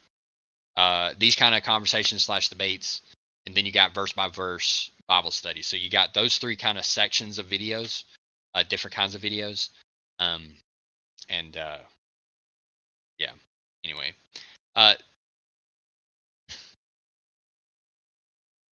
look, I thought that you were better than this, but apparently not. I mean, and you worship Paul. Do I? Where's your evidence? Where's your evidence? Because Paul actually, if you read Paul, he actually goes against that very thought. It's in 1 Corinthians, I believe. I think it's in chapter 1. Okay, where he says, do you fall? Some of you have, become factions in the church, and he's like, some follow me, Paul. Some follow Apollo, some follow Cephas, some follow Jesus. And then he goes on to say, have I, Paul, have you been baptized in my name? Is Christ divided? So no, that could not be any further from the truth. That's just ignorant. Sorry. You're a great guy, Chris, but that's just idiotic. Sorry. And I don't mean that as like an ugly insult. Ignorant just means that you're unknowledgeable. You're not knowledgeable about this certain subject, and it shows with this statement. It shows. So anyway, you don't understand Christianity. So anyway, and if you did, then you would not ask that question. Say that statement. Why what? Why what? I don't even want to entertain this anymore. This is insane. So anyway, I've got those 3 sections. I love these conversations. Wish I can have more of them. but this is not just about this. It's not just about debate me, right? Or have a conversation with me so I can show you that you're wrong and everything like that. It's not all about that. It's about what I was saying earlier, that, if we actually teach, what the Bible says, and we can all sit down and read the Bible verse by verse together and actually study it, and not just have one guy at the top, which is what James was advocating for, that Christianity is totally a cult, which could not be further from that. But instead of having one guy waving the Bible saying, listen to me, I've got the only truth here. That's not what Christianity is. So anyway, yeah. So if nobody else wants to come on, I'll give this one more shot. I give you this, and there's any other times that you can come on this channel. You don't have to be like, oh man, I wish I could. You can have this discussion some other time. Like and subscribe this video. If you subscribed, and you can see and hit the notification bell, you can see when I go live with these kind of discussions. So there he is. What's up, man? Hey, brother. We're going to run this experiment. Can you hear me okay? Yeah. All right. So, listen. It seems to me that you misunderstand what I'm saying. I do. For you, you see that there's a world of difference between Islam and Christianity, right? Your criticism is that they worship Muhammad more than Allah, right? They do. And what I'm saying is, from the atheist point of view, you are the same to me.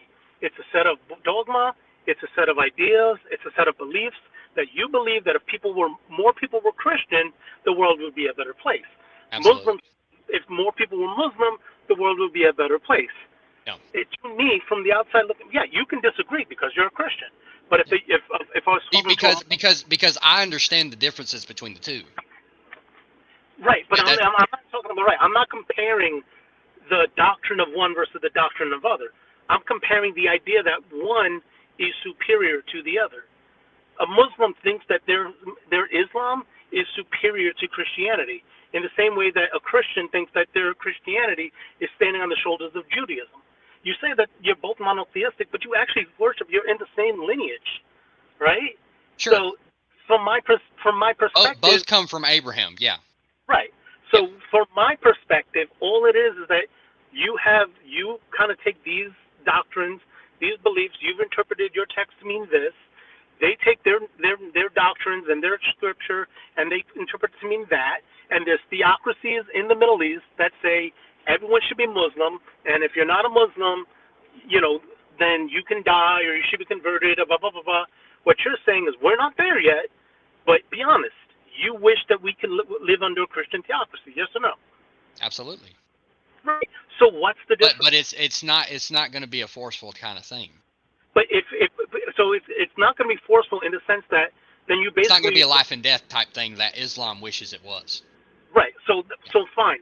So the difference is that while there's going to be high societal pressure to convert to Christianity, and everyone has to live under Christian law, and everyone has to follow the Christian ethic, or you could just be an outcast. But it's not killing you. Well, right? No, not necessarily. So here's what I'm advocating for, right? I'm not advocating for Christian nationalism in that way. Okay, I don't think that everybody needs. I would love it just because I love everybody and I think it's the truth and I think you can benefit from Christianity 1,000%, way more than you can atheism. But when it comes to like, okay, am I going to force you to become a Christian? No. But you're in the Christian country that values, that was founded. I know you disagree with this, on Christian values. So if we uphold the law, they are still under the law, and if you break God's law, then you will be punished. That doesn't mean you have to be a Christian. Right. So then me being an atheist, I want to go out and I want to gamble and have sex with a woman who's not my wife. Am I going to be punished for that? Yeah.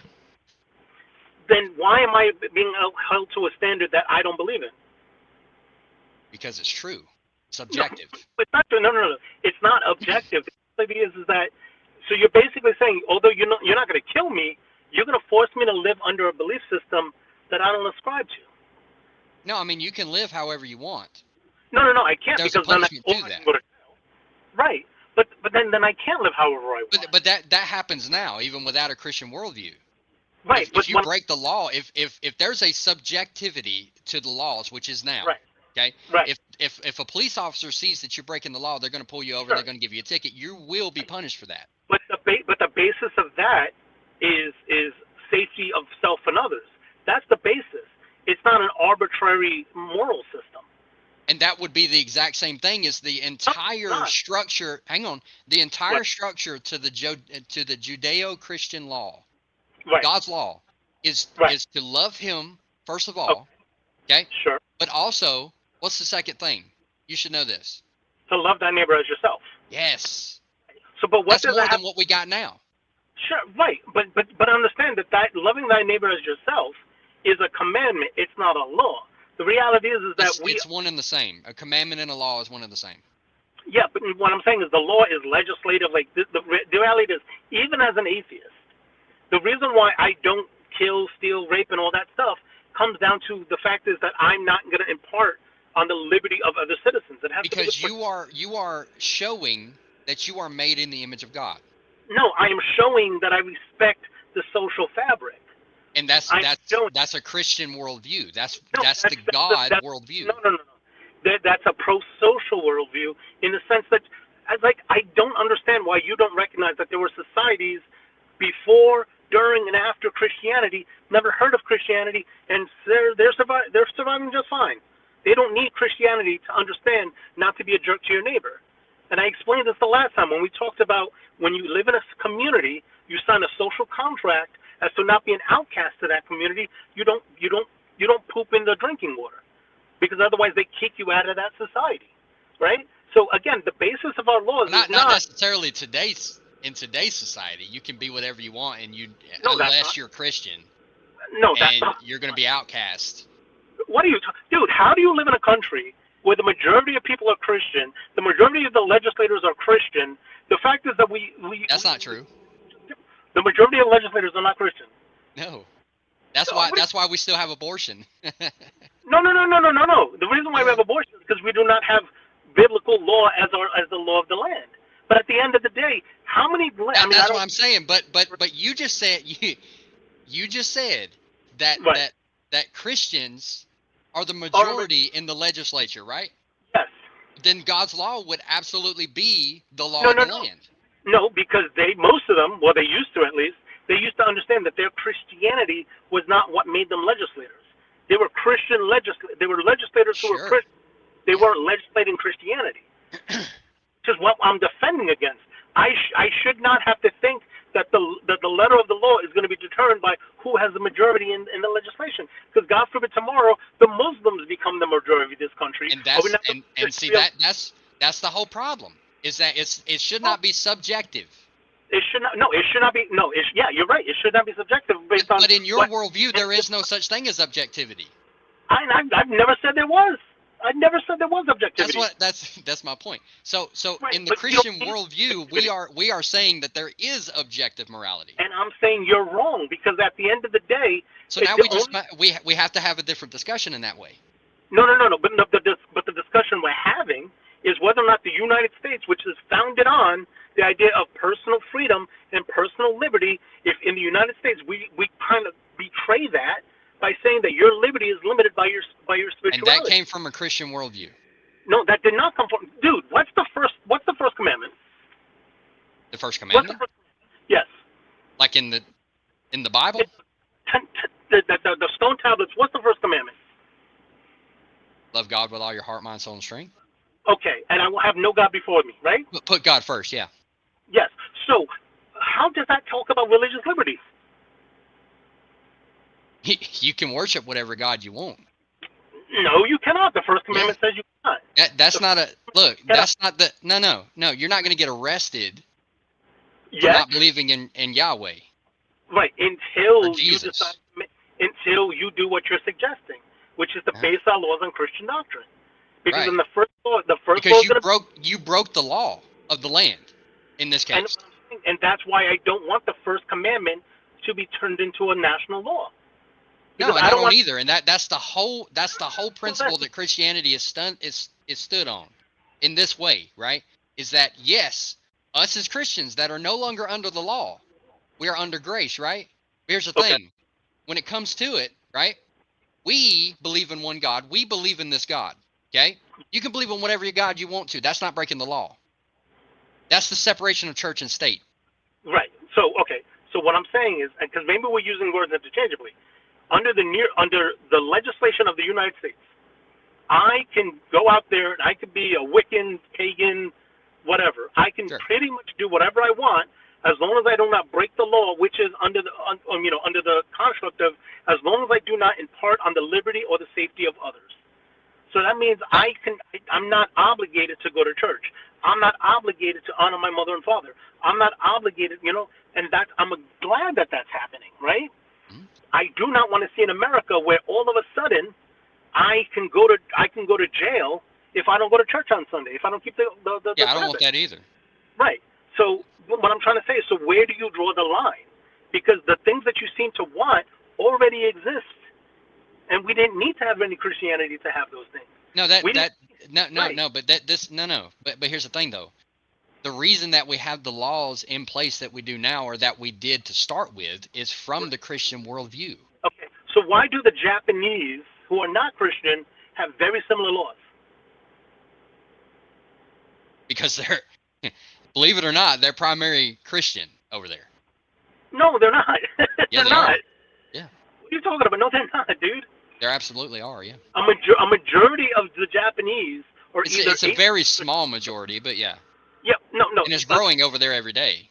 But be that as it may, their constitution is based. I mean, if you want to talk about the populace are mostly atheist, Shinto, or some of them are Buddhist. The Christian population is growing, but my point is that that's a 5,000-year-old empire, and murder has never been okay. They didn't get that from Christianity. They get that from looking at each other and saying, hey, maybe we shouldn't murder our neighbors. Right? Go to India, where the Christians are not a majority. You can't kill anybody in India. You can't kill anybody in Papua New Guinea. There's nowhere on earth where murder is just acceptable. There's nowhere on earth. Yeah, it is, bro. Yes. No, there's always people. Right. But murder is acceptable in United States of America. It's acceptable now. Through abortion. But then again, that's mass. No. That's a Holocaust, bro. That's a mass genocide. You using those words does not make it so. You could have your opinions about abortion. Okay, fine. We're killing babies. Is that better? No, but we're not killing babies, my friend. Yes, we are. Oh, okay. So now we're going to get in this discussion. Abortion Good works? discussion. Okay. You're telling a nurse how abortion works. Yeah. You can't. You've okay, never all been. Right, so when? All right, so when does a baby? Yeah. All right. When does a human become human in the womb? This shouldn't be hard. No. I mean, it's always human. You have a human egg and a human sperm. So by definition, sure, it's human. But being a human. So should they have their own rights as well as humans? So you're saying sperm should have their own rights? Yeah, because they have their own DNA. So sperm. They're human, just like we are. So sperm should have rights. By the moment of conception, when that sperm hits that egg, they're instantly human. No, they've been human. They've been human the whole time. Okay, well okay, so let's follow that down the line. That's what I'm saying. But what I'm saying is follow that line.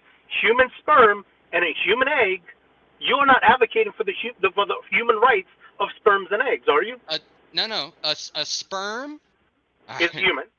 When a sperm hits an egg, the moment of conception.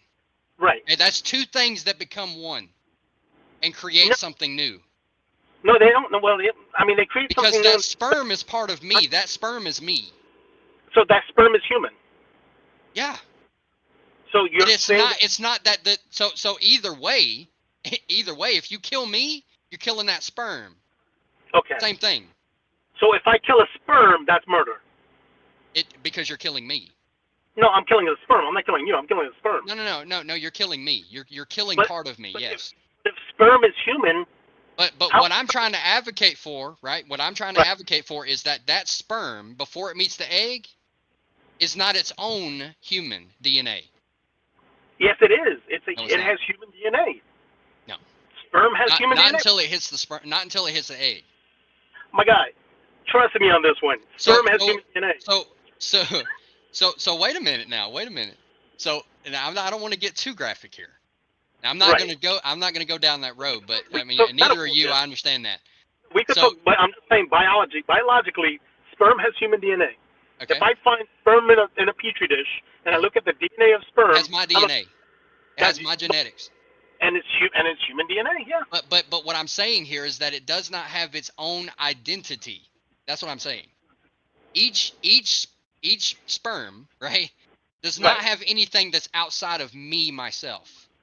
It has the exact same DNA, genetics, everything. That's what makes that child that me and my wife are about to make.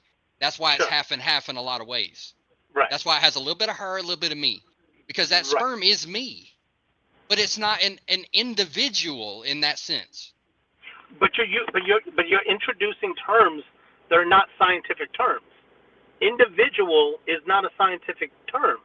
Okay, but we know what individual. Well, you know exactly what I'm talking about. No. But what I'm trying to say, but because this is why I go back to what I've said forever. Yeah. Because they're subjective. Right. Because there are subjective terms that different people can have. What you have to do. So what word? Okay, I understand. What word should I say for individual that would suffice? What is the biblical? Oh, not biblical. Sorry. Right. We don't need to go there. All right. Right. What is the what is that? Okay, so, I guess term for it. Right. So I would say independence. Once an organism has independence, I will now acknowledge that it perhaps, or viability. We'll say viability outside of the womb. I will call that, and it's still and this is just me calling it. That's still a fuzzy term for we'll say personhood. Once the fetus or the embryo or the whatever the developing child leaves the mother's womb and can sustain life, then I would say then at that point it's closer to individuality. But I could also think of possibilities where, based on the quality of that child's life, that the question can still be had whether or not that child's life is worth fighting for or saving for. But that's a whole other conversation. The moment of conception, the moment that sperm hits that egg, it is a individual. No, but it's not viable. It's not viable. But neither is my 7-year-old out there. No, of course there's. I mean, she can't take care of herself, so she's not independent. I'm not talking about independent. I'm talking about like biologically, like their body can function independently without the need of an umbilical cord. I'm talking about that they can survive, they can draw breath, they can metabolize sugar, they can do things. Their organs are complete enough that they can survive biologically without being. All right. So all right, I get you. So somebody that is laying in hospice, connected to a machine, their brain is no longer functioning. Sure. But they're still alive. Do they still have dignity? Do they still have human rights? But they're not fully developed in that way. No. They are fully developed, but now they're experiencing dysfunction. That's a different thing. No, because the lack of it is what you were advocating for just a minute ago. No, I'm not talking about the lack of it. I'm talking about they have not reached that point yet. Which is the lack of it. They don't have it, so they don't have it, so it can't function. Because it hasn't developed yet. Right. So, by the way, what you're saying also goes on to the other side of the conversation when we talk about euthanasia. When we talk about once a person is not able to sustain their own life, their brain isn't functioning anymore, or there's no hope that they're going to recover, how much effort should we put into sustaining it? Well, I mean, that goes into how much human life is actually going to be saved here. Right. But see, here's where that is not the same as abortion, because you're not giving that child an advantage in this moment to actually come out of that womb, to process in the womb, but then come out as an actual person. You're not giving that human a chance. You're giving the person in hospice a chance, but their body is just shutting down on itself and it cannot sustain life. So yes, you should possibly, if it makes everything, work the way it is, and there's no life being sustained there, then yeah, that's another thing. So, but this is goes. I mean, just to bring the conversation full term here, the reality, the fact that this is a conversation worth having, the fact that there's different people, sometimes even people on the same side of the argument, who have disagreements about where life begins and all that stuff, means that it's a subjective thing. It's a deeply personal thing, and that's the last type of thing I want to turn into a universal law. Because if your definition, my definition, your mama's definition, Joe Schmo's definition are different, then so it ain't necessarily definitions in this way that we're trying to advocate for. No, hang on. It's about taking a human life. Right. You think that's wrong to murder? But again, even just saying taking a human life, because that is such a subjective thing, you cannot universalize that. Is murder wrong? By definition, yes, murder is unlawful killing. So yes, murder is wrong. So that's objective. No, it's called a tautology. When you use the word murder, is by definition a killing, an unjust killing, a wrongful killing. I'm saying, should that be punished objectively? Should murder be punished? Should that be wrong objectively? Yeah, I mean, it doesn't matter who's in office. That's wrong. Yes, an unlawful or an unrighteous killing is by definition a wrong thing. Okay, so we agree that there is objective morality. No, I didn't say an objective morality. I'm saying morality is the difference between right and wrong. Yeah, no, but no morality is objective. But what I'm trying to explain to you is that if we're both agreeing that murder is murder, it's subjective between the two of us. No, it's objective. No, but it's not. Like what you said, it is wrong. Because you and I are agreeing, and because the society we live in are using that word, this is an agreement we have that means that. So excuse me for my a little bit here, but was Hitler wrong, objectively? Socially, yes, he was wrong. No. He did a mass murder on human lives. That is wrong. No society is going to ever tell me that that's okay. But the Nazis did not think it was wrong. Okay, but that's the problem with subjectivity. Okay, that's the problem with somebody else's opinion. But I'm not saying that it's acceptable, but I'm saying by definition, if you can get one person to disagree, then it's no longer objective. No, you understand? That does not mean you shall not treat it. No, that's not so, because if just because we agree don't make it objective. I just said that. I know, right. But here's the thing, though. It should be objective, because murder, unlawfully taking of a human life, should never, in no circumstance, ever be okay. And yes, and this is why I'm saying. And that's what God says. Right. And that's what everybody says, not just God. No, that's not what everybody says, because just exactly what we were talking about is that abortion is okay in a lot of people's eyes. That's why it's okay to do it. It's legal. But not everybody calls it murder. And that's the problem. For you, it's a problem. Because every time that somebody has this kind of discussion about abortion, they always want to bring it into like this tear-jerker moment where it's like, okay, you're gonna. I'm not talking about you. I'm saying because you have not brought that up, so I appreciate that. But the problem is that every single time, it has nothing to do with actual ethics. It has nothing to do with actual morality. None of that. It's always the exception to the rule. They always call back to something that it's like, okay, well, what if somebody's raped? What about that? Well, I think that person needs to be killed too, or killed and taken off the face of the earth. But I'm not doing that right now. So why are we talking about that? I know. I'm just saying, like, that's the whole problem.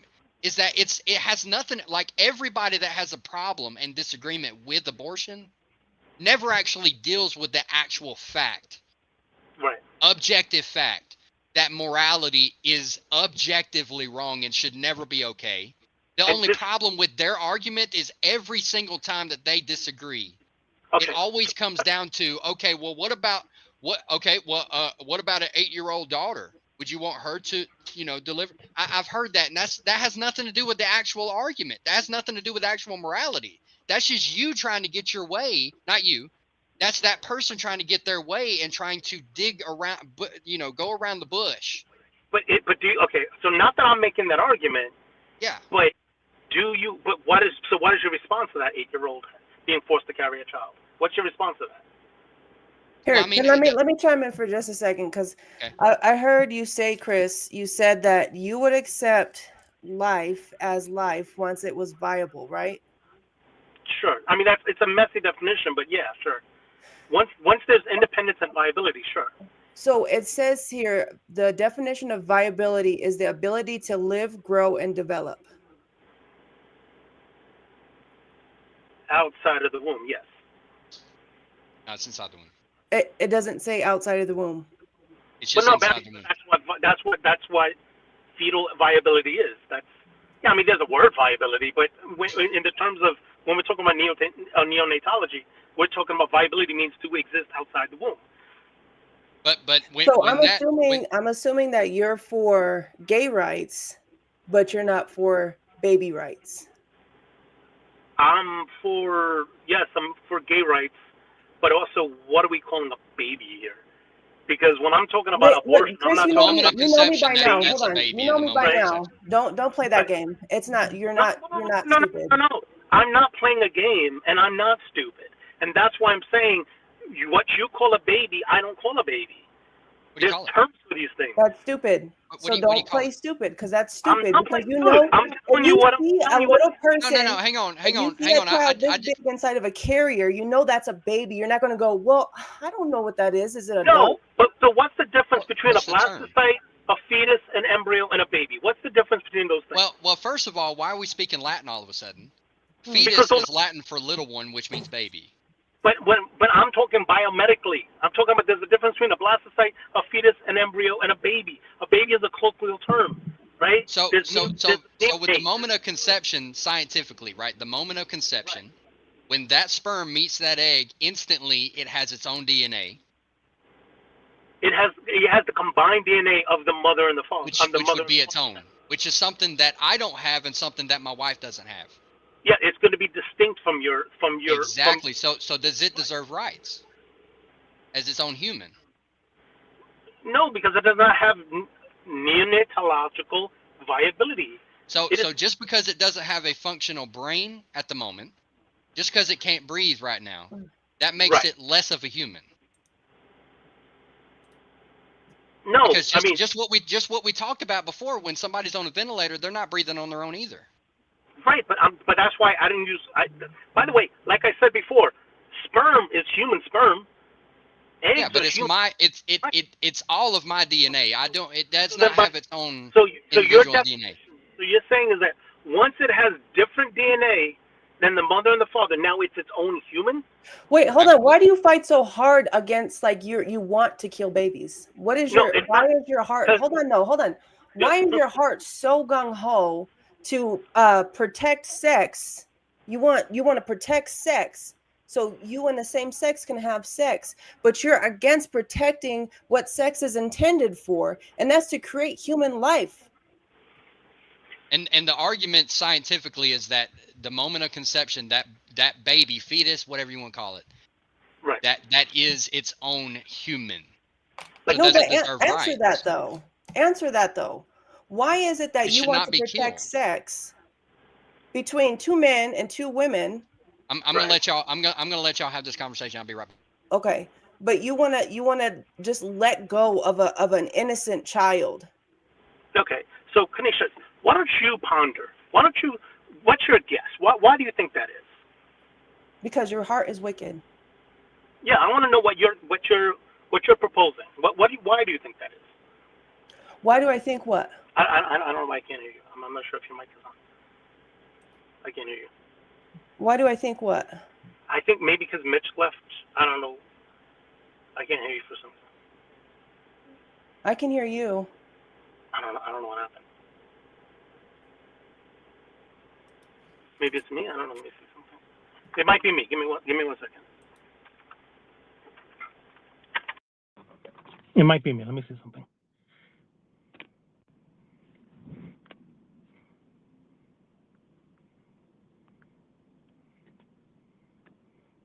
I don't know. Can you hear me though? Yeah, they say they can hear us. Let me see something. I don't know what the heck just happened. Well, for the audience, I'm assuming you'll be able to hear me in just a second, Chris. So it just is really sad to me that somebody would be pro hurting children and say that they're for love, when that is the most purest and innocent love that you can have, is protecting a child. So it's just really funny to me when the LGBTQ community says that they're all about love and love is equal and love and rights of the humans and everything like this, but they say kill the baby.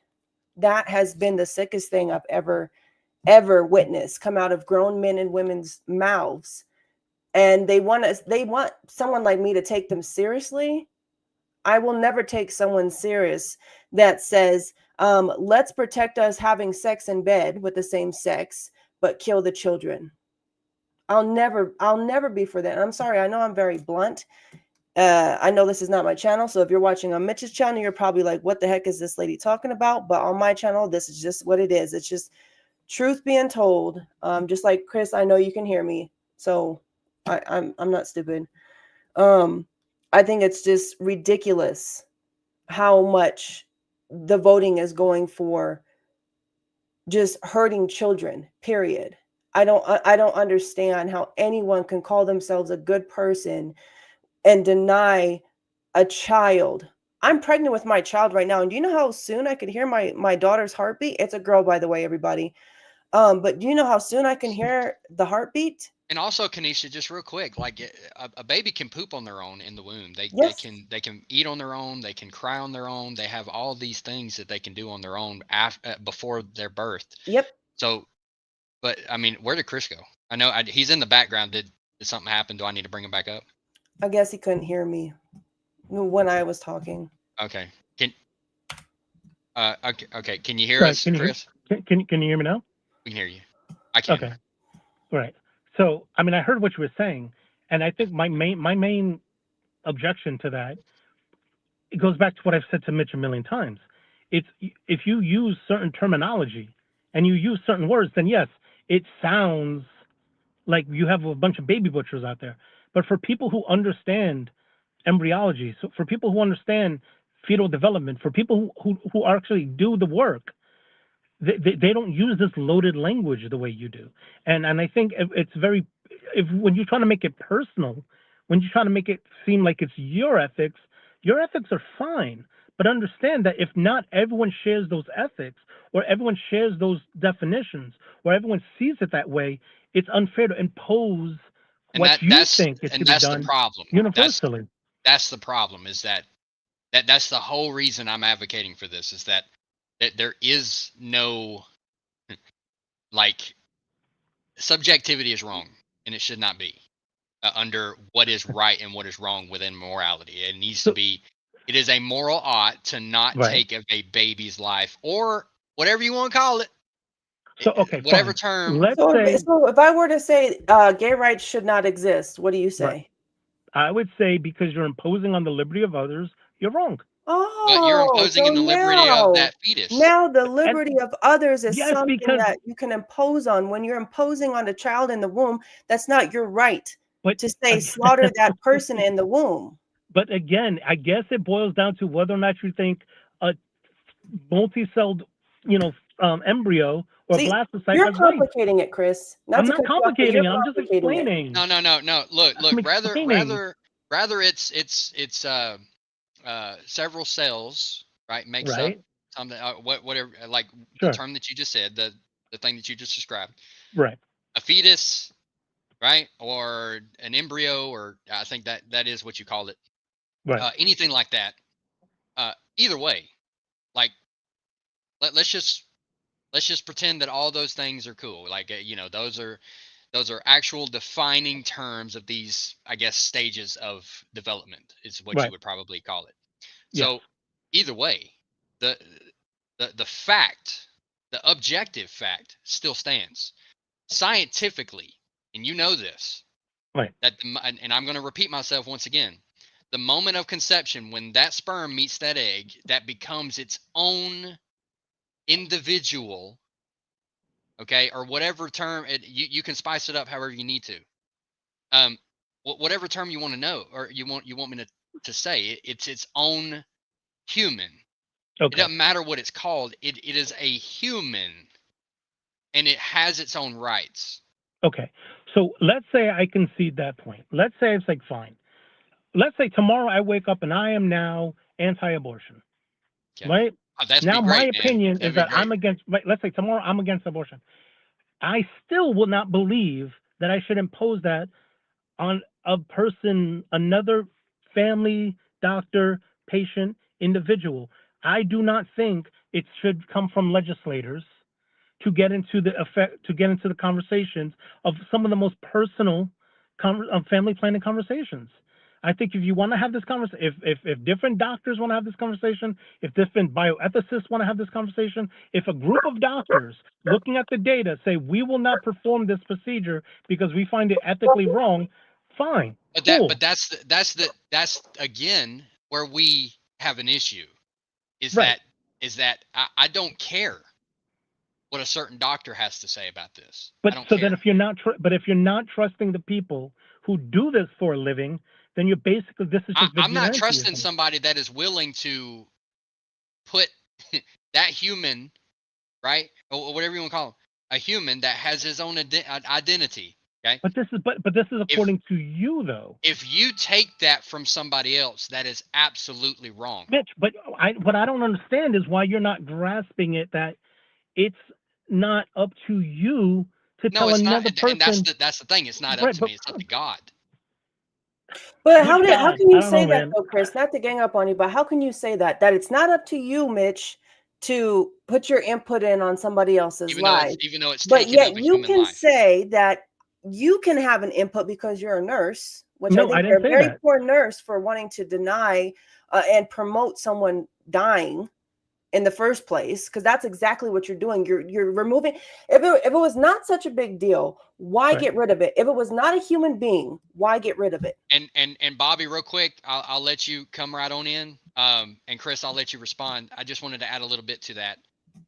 When it comes to, let's say, again, murder, what we were talking about earlier, if it's right, an adult taking of another adult's life, let's just say that, right? Let's just put that out there. Okay. If it's a life taken of a life, okay, I don't necessarily care if somebody thinks that that person should not give up their life, because I don't see in any kind of scenario where a life should not be for a life. And that would be the same thing as abortion. You're taking of a life, so you should give your life. So fine. Like I said, my goal, my view of all of this is I come from the position of, because there, even amongst doctors, even amongst the people who dedicated their lives to this, if there's still ambiguity in definitions and when this happens, when that happens, then I cannot say that the legislators should say, well, this is my opinion, so now this has to become the law of the land. Even if I was anti-abortion, and by the way, no one is pro-abortion. What I am, though, is I am pro a patient having a right to have a conversation with their doctor. A patient having a right to murder another human. That's under what it is. your definition, that's murder. That's not that's exactly what it is, Chris. It's not, though. That's exactly what it is. Okay, so according to you. Hang on. All right. No, so that's period. fine. That's fine. So, Bobby, what you got? So I apologize, Chris, if you've already answered these questions. I just hopped on not too long ago. I have a couple basic questions for you before I insert what I have heard. When do you think it is viable to terminate a baby? Up to what age? So, I mean, based on the data that I'm aware of, around week 18 or so, something like that. After that, it becomes, I mean, it's possible, but it becomes exceptionally harder for that. But, yes, there's extreme cases. I've heard up to 13, but around 18 is when they start to see realistic viability. And that's, Okay, by the way, so I just want to make this quick point. yeah, no, you're fine. The vast majority of abortions take place well within the first 4 weeks, I think, or 5 weeks, if that. And at Okay. that point, the baby looks like a tadpole. Okay, so are we basing Lily? No screams. Are we basing the right to have human rights based on viability? I mean, it's not a perfect solution, but I would say that's closer to a solution than just picking a random, like, conception. Like, I think it's somewhere between conception and viability. I think is where the gray area exists. What about people on ventilators? Can we murder them? Mitch made this point. The difference between a person on a ventilator is the fact that person's body is failing because that person had humanhood, that person had individuality, that person had a sustained a viability, and now it's because this is a result of dysfunction. And like I said to Mitch before, end of life care is almost as equally controversial as beginning of life care. So there's just as many bioethicists who talk about euthanasia and the difference between killing and letting blah, blah, blah. So it's not like there's a clean answer on that side either. Okay, so what about babies in the NICU? What about them? They're not viable on their own. They have to be on. Right, but that's what I'm saying. They're through the advancement of, like, technology. Yeah, a baby in a NICU, even, like I said, even as early as 13, it's not easy, but they make the efforts. But there's no baby at 4 months that you could put in the most high-class NICU that's going to survive. So why are we basing, hold on, Bubba, hold on, the ability to have human rights, which is the guarantee of life, based on you hit this certain point in your growth period, and I've decided I don't want you, so I'm going to get rid of you? Because that's what most abortions are. It's the mother has decided that she either A, doesn't want to, or B, feels like she cannot take care of that baby, so she's going to get rid of the baby. Right. So I don't think, based on where you're in your developmental stage, depends on whether or not you're viable or not. I mean, again, so cool. I mean, like, I'm saying, like, I'm picking a point that I think is based on embryology. You're picking a point that's based on ethics. And what I'm saying, because we can't agree on that point, I defer to what the doctors think we should be doing. And if we're saying actually, if I may, that's not true. What we are trying to advocate for is not just about ethics. It's about a human life. But that's ethics. That's ethics, though. Well, but hang on a second. Hang on. What we're saying is that the moment of conception, we're using scientific terms. We're using scientific, like, actual proof that the moment of conception, that embryo is a human life. Mitch, I said this already. Yes, I know, we know. But what I'm saying, but the problem here, okay, is that for some reason that human is different when it has lungs, even though don't really know how to use them at the moment, but it still somehow has more rights. Okay, give me like 2 minutes and I'll be quiet the rest of the time. Give me like 2 minutes. Mitch, put this on the screen. Can you share the screen if I send you something here? Let me see. I'm gonna put it in the private chat. Click on the link and put it up. Let's see. Or you know what? Here, I can present. Oh, you can? Okay. Yeah, hold on, dude. Let me do it. Okay. There it is. Yeah. So make that big, would you? Oh, wait a minute. Like on your other screen, make it big. Like oh, okay, yeah. Zoom in. Let's see. Control and then scroll up with your mouse. The control. Yeah. There we go. On that window. And if you can't do it, I could do it on my side. I'm tech savvy. Is that? Oh, it didn't work. What? Mm-mm. Okay. Oh, I think it's because it's from yours. Oh, is that on mine? Yeah. Oh, yeah. Okay, sorry, bro. Cool. Okay, look. You said, Chris, out of your mouth that a human, it's a human baby, right? or Sperm fetus meets or egg. embryo or Sperm anything meets like that. egg and becomes a human. You said it was a human, right? Yeah, I said it's always been a human. I never said it wasn't a human before that. But I So also the said, reason why we say murder is okay, because the definition of murder is the okay, unlawful premeditated killing of one human being by another. okay. So the Human being. reason why we keep But saying murder is because that is literally the definition. A woman human. doesn't just fall into the abortion clinic like, excuse me.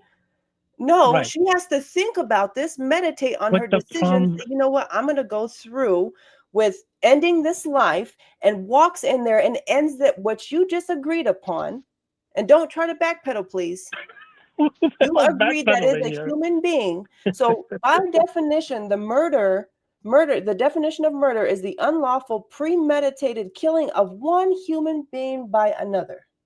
But again, a human DNA does not make a human being. Human So being what is not a makes a person. human being? Now you're backtracking. Hold on, Bobby. I'm gonna let you go. Because earlier you agreed it's a human. So now Yes, you're I all of a said it has sudden, human because DNA. now That's all what of I a sudden, said. because you got facts in front of you, now you wanna backpedal. Nothing I said has changed. Ask Mitch. Nothing I said has changed. Yeah. So but here's the problem though. Again, Yes. is there should not be a set of rights that are different just because they have more things than they did before. But again, It's I still mean, a we'll human get to life. that. We'll get to that in a second. But Kanisha is telling me I'm backpedaling. At no point did I backpedal. At no point. I'm being consistent. You agreed earlier. I was here. Okay. Yes. You don't What have did I to say agree? ask Mitch. I was here. Like I literally wrote down when you had said this. Go back and watch it. You did agree Yes. that is a human being. I did not. You did. I said You it has said human when the DNA. sperm, it's a human sperm. Has It's human a human DNA. egg, and when both meet, it is human. It is human. So what else? Hello? So That's hang not a on. human being, though. So hang Lord on a That's not a have human second. being. Chris, How come can on you now. have Don't be human stupid, DNA dude. and not be human? A booger has else human has human DNA. That doesn't DNA make it a that human being. Dude, what else if it's has a human cell, DNA a that's not a single human? cell, my guy, maybe this goes back to you guys having understanding that when I say things, I'm being literal. A booger has human DNA in it. A skin cell has human DNA in it. A sperm has human DNA in it. That does not make them human beings. But hang on a second. That's the problem with what you're saying, is that my booger in my nose has the same Yes. DNA as I do, it to the T. But right, fine. But that does But not that mean baby that does not. right. But that's From why the I'm moment also of saying that's conception. a baby. So, but what you're saying is that So it's an because you individual. think you're saying because it now has a recombinant DNA, because the DNA is different than the mother and the father, then you are now saying it's a human being. I am not saying that it's a human being at that point. So when does it science become a tells you- human being? because science tells you, Chris, What is that the with the definition? moment of But conception, that becomes a human life Yes. in itself. That's its own So then individual. I I know have a I'm not- scenario then. you okay? So I'm gonna let you say, but there's so many definitions that are just being thrown around interchangeably. I know. Yeah. Chris, what if, so we know if Okay. there's a car accident or if somebody's murdered, and Kate, you're muted if you're trying to talk to us. If somebody's murdered and they happen to be pregnant, we know the person gets charged with double homicide, right?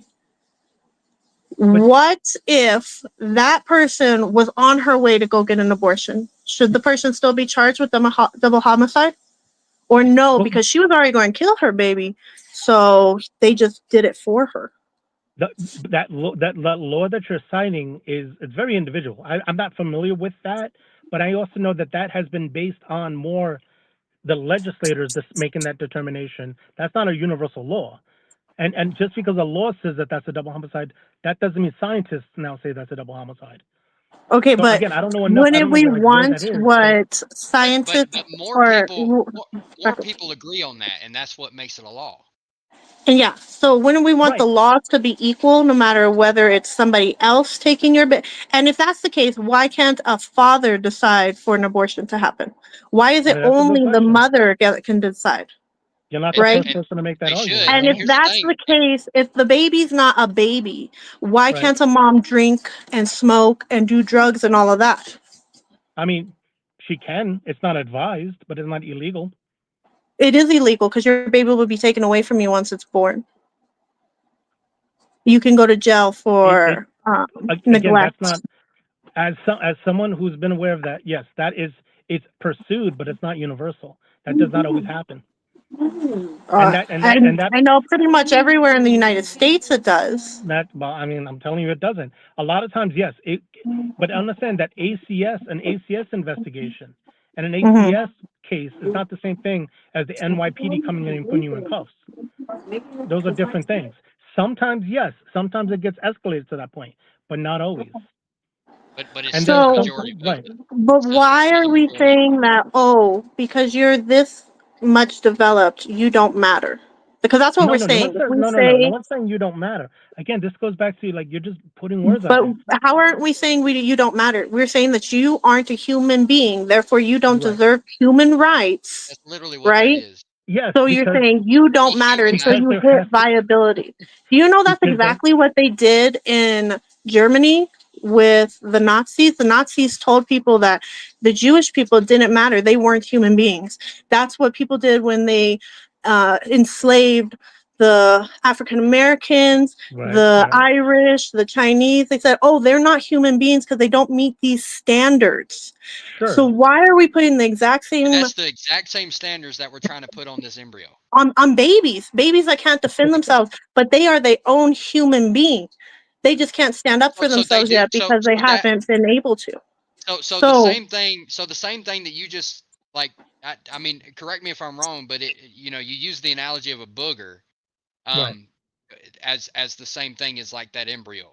No, that's not what I said. All right. So I'm wrong on that. But here's the thing: when it comes to that human or that DNA that had the thing that has DNA of a human, of an individual human that nobody else shares, right?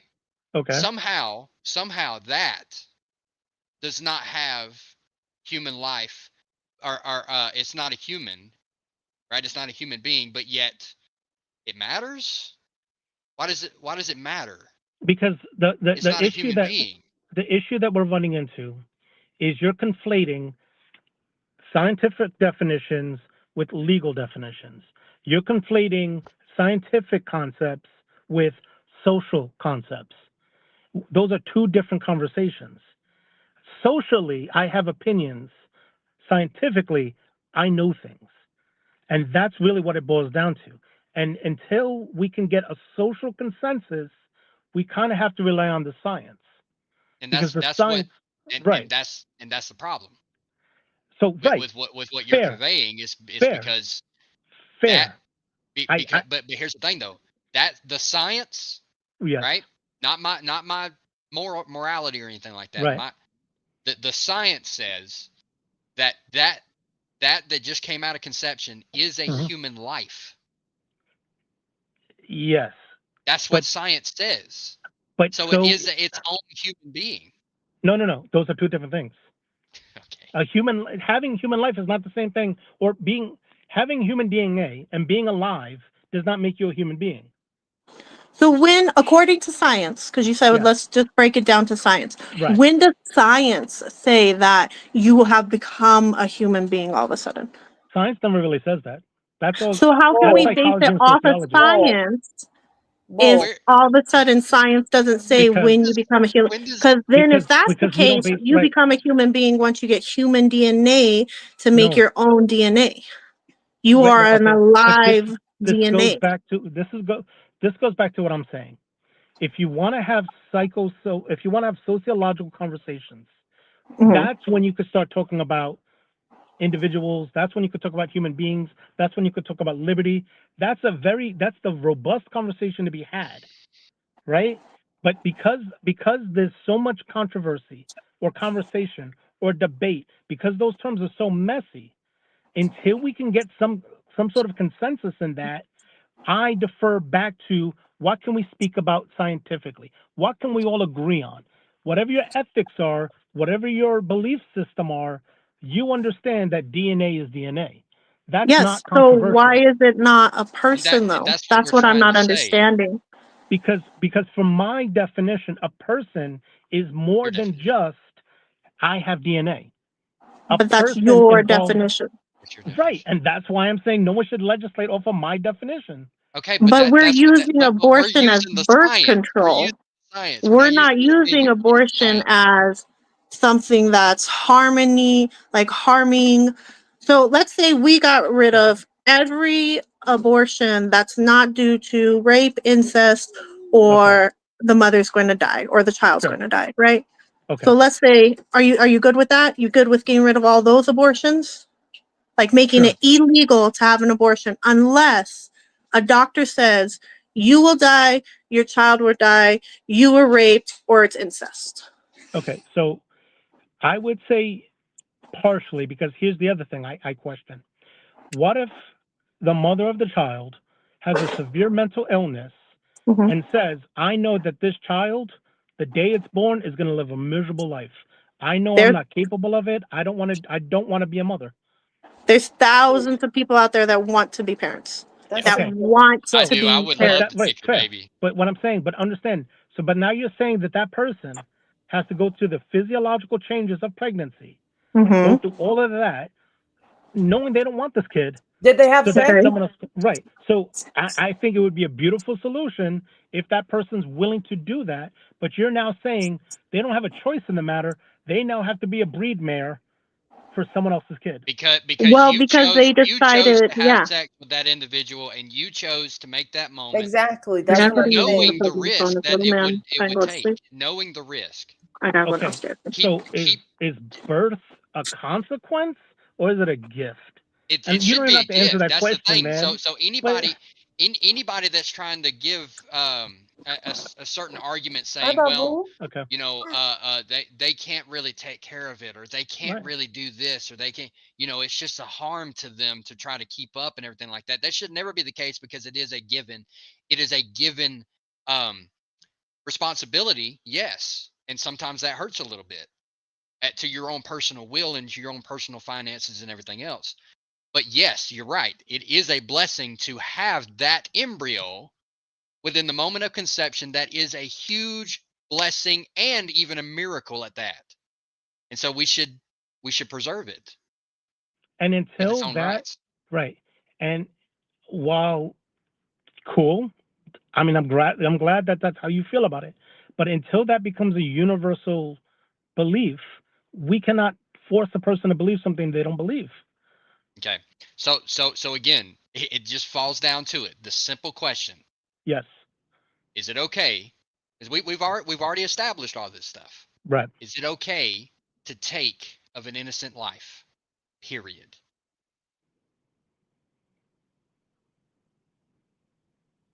Why do you even have to think about that? Why do you even have to think about that, Chris? Because literally check your heart right now, bro, because that's disgusting that you even have to sit there looking around like that's something you should be like, no, nobody should hurt innocent life. But then where do you draw the line? Then where do you draw the line at innocent life? Dude, get out of here. What do you mean, where do you draw the line? Everyone. Hang on. Hang on. Respectfully, real quick, respectfully, Chris. Right. You're the one who's trying to draw lines here. We're saying that human life starts in conception. You're the one who's saying, well, maybe 16 weeks, maybe this, maybe that. That's where you're drawing the line. No, I think the issue is that you guys are having this conversation based on your interpretation of things, based on your feelings about things, and that's fine.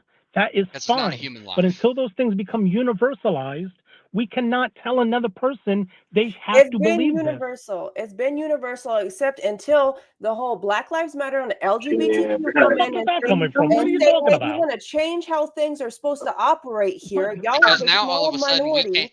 And you want to take out everything that actually has meaning to mother and father. Wait, you think abortion was invented in like 2020 or something like that? Everything, so that your little agenda can fit. And the only way your little agenda can fit is by you making up silly stories like this, and by you twisting the truth, which you're lying right now, because I'm not lying. A baby is a baby. You know that's a human being. my view of it is not why whatever my views are, Yes, even if I is. was a stone cold pro-life advocate, if I was outside of abortion clinics holding up little baby fetuses to these women, calling them baby murderers, take that that out does of not mean, take that but- out of the equation, Chris. right, but that does not mean I want to be legislate my morality. But It it's doesn't matter not what up I to, view. That's what I'm saying. but that's the problem. That's the whole point of this, is that it's not up to you or me to decide. Right. It's Because up to then the, you just have a bunch of monkeys throwing fetus at each other, and you just have chaos everywhere. You just But have that's not opinion true, versus because- opinion. That should not be. But this is what I'm saying. Societies self-regulate that. What for you, and I don't know how we ended up spending 45 minutes on something that I'm really not that invested in, but the reality is it's not even about abortion. It's not really about gun rights. It's not really about gay marriage. It's about the reality is that I do not want my opinions or your opinions or even the opinions of the consensus to say that a person has to believe what you believe. And now, we agree with this. Right. So that's But do you understand that that's how laws become laws? Like, we vote for the Yes. people who are in office to listen to our opinion to make Sure. the laws. So Subjective. you saying that you don't want people's opinion in the laws makes no sense, because that's literally how No. our That's not, republics work. right. But what I'm trying to explain is that if the law protects, I'll put it like this. If it's decided tomorrow that now from the point of conception, that's when human life begins, as a scientist, I might disagree, but if that's the law of the land, fine. Then that means that all of a sudden becomes illegal. That's a fact, bro. Right. But Okay. fine, it's a fact. It's a fact. So But the only way it becomes a law is by us pushing for it to be a law. If nobody would have stood up and said, you know what, slavery is bad, this is immoral, these people are people, we need to make a law against this, I feel so bad. it would have never ended. I don't know why give me 1 second, let me see something. I don't know why the volume, I swear I don't know why the volume is dropping out. You press L1. Let me know when you can hear us again. Can you guys hear me? We can hear you, but can you hear us? Okay. I think I hate to do it, but I feel like if every 5 minutes, like, the volume drops out, and it sucks. But I'm wondering if it's even worth trying to, because I heard her. She was very passionate about the point she was making. I would love to hear it, but I didn't hear it for some reason. Can you hear us now? I'll do it like this. I'll say this, okay? I'll leave it at this. At the end of the day, I do not want any belief system to override civil liberties. agreed. Right.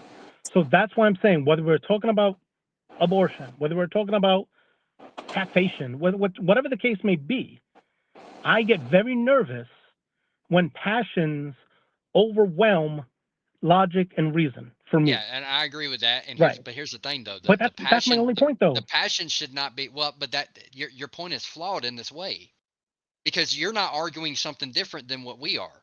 We don't want our opinions. That's what we're trying to say. We don't want our opinions to be legislated. Okay, but that's the difference that we have. All right, in belief systems, because we answer to a higher power that we believe is objective. But the difference is that the law does not say you have to have an abortion. But if you get your way, then the law says you cannot have an abortion. But abortion is murder, so it should Fine, have the then same don't have an consequences. abortion. Then don't have an abortion. Great, that would be great. Yes, Fine. So, but what I'm trying to explain to you, the difference is you that should have the penalty for doing so, though. But you see, but that's where you and I differ. Because at the end of the day, just because we have different opinions, the law being what the law is, being pro-choice gives that person a choice. That means your choice, your moral, fine, whatever. If you choose to murder, that's what it is, bro. you can I'm murder. sorry. That's what it is. It's not what it is. It's by your definition, it's murder. Me. Listen, that's me telling that dude on the street right over there, hey, bro, I'm okay if you go over there and murder that other person. It's the exact same thing. Listen, man, you ever heard the saying, we'll agree to disagree on this one? Because at the end of the day, if I you think think we're it's going murder, to have then to don't have call an abortion, that. man. Yes, I think we're going to have to call because, that. Yeah, if you call it, just like when I see a gay couple kissing, I'm not looking at them as filthy sodomites. Neither are we. Right. Well, I don't know about all of you. I don't know if that's because the we consensus. love them. All right, whatever. So the reality is that okay. I don't know what to tell you about that. Like that, like that's whatever. So whatever my opinions are. I think it's against nature, and I don't think it should be. But it is what it is. I'm not going to look at somebody and I'm not going to down somebody's humanity because I don't agree with them. And I honestly, I mean, to be perfectly honest, if you want to go, if you want to have your opinions about another, how other people get married or do this and whatever, as long as they're not hurting you or someone else, I kind of don't care what your opinion is, right? Okay, but see, that's different than murder. Get hurt. That's different than murder. But no, I'm not. But I'm not equating them. But the point I'm trying to make is to make it a broader sentence is that I'm more about liberty and personal choice and giving people the freedom to have a different opinion without the law coming in. That came from Christianity. But it didn't. I mean, Christianity did not invent that. That came from lots of places. No, yeah. Dude, I mean, you keep saying that, but then the first commandment says otherwise. The crusade says otherwise. The first commandment is speaking to believers. Okay. So then where in the Bible does it say you can believe whatever you want? Kenesha. Yeah. Bobby, you have anything on that too? There's nowhere in the Bible. It would not be a religious doctrine if it says they're all even. God gives everybody a right to choose whatever they want, but there's consequences to that choice. Okay, fine. But that's not really a choice, is it?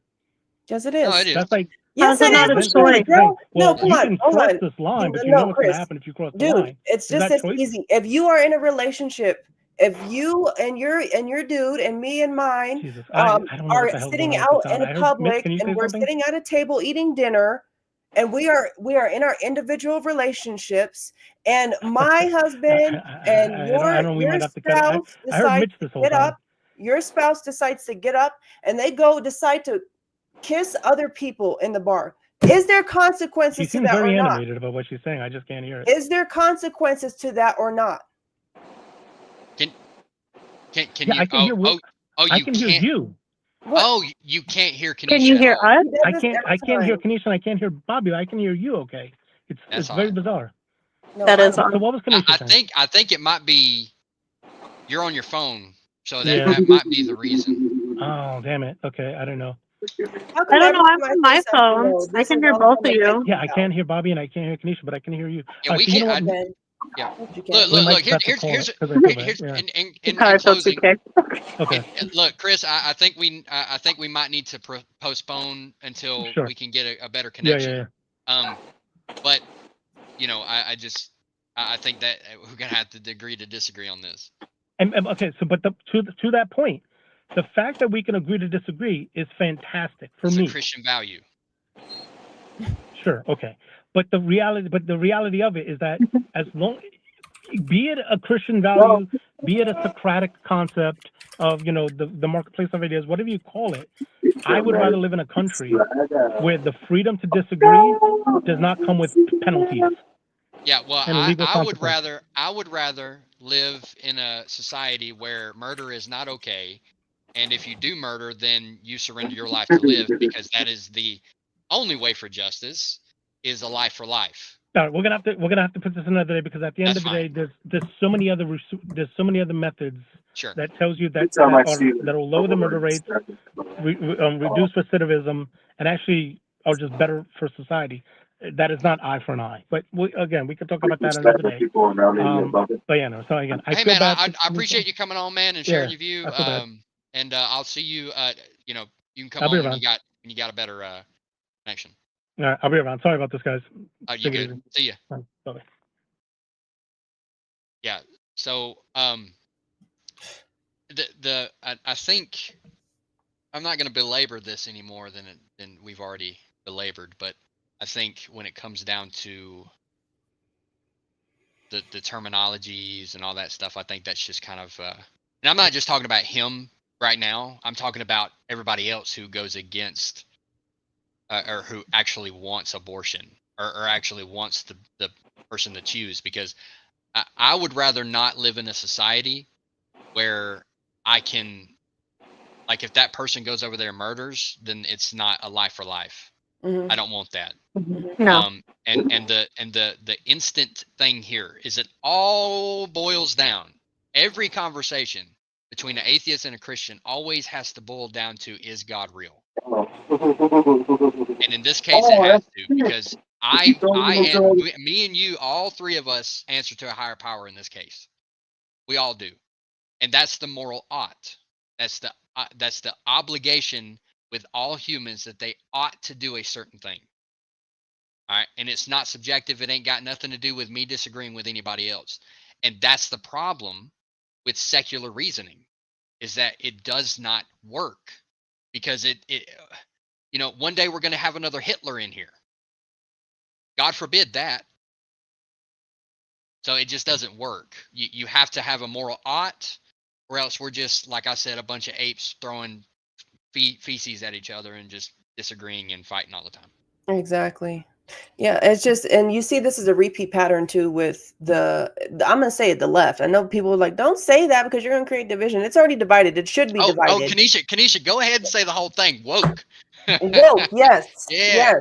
Yes. If we're following Jesus, we should be divided. Sorry to burst your guys' bubble. Yep. All this stuff about unity and everything, and church promoting unity with everybody and being friends with everybody and creating peace with everybody. What did Jesus come? What did Jesus come with, Kanisha? A sword to divide. Yeah, there you go. Period. Beautiful. So it's just, but it's just sick to me how you see this repeat. Flat out, you see they struggle with these answers. You can tell they know what they're about to say is wrong. So they have to sit there and ponder for a while, because they know what they're wanting to say is wrong. And they know the right answer.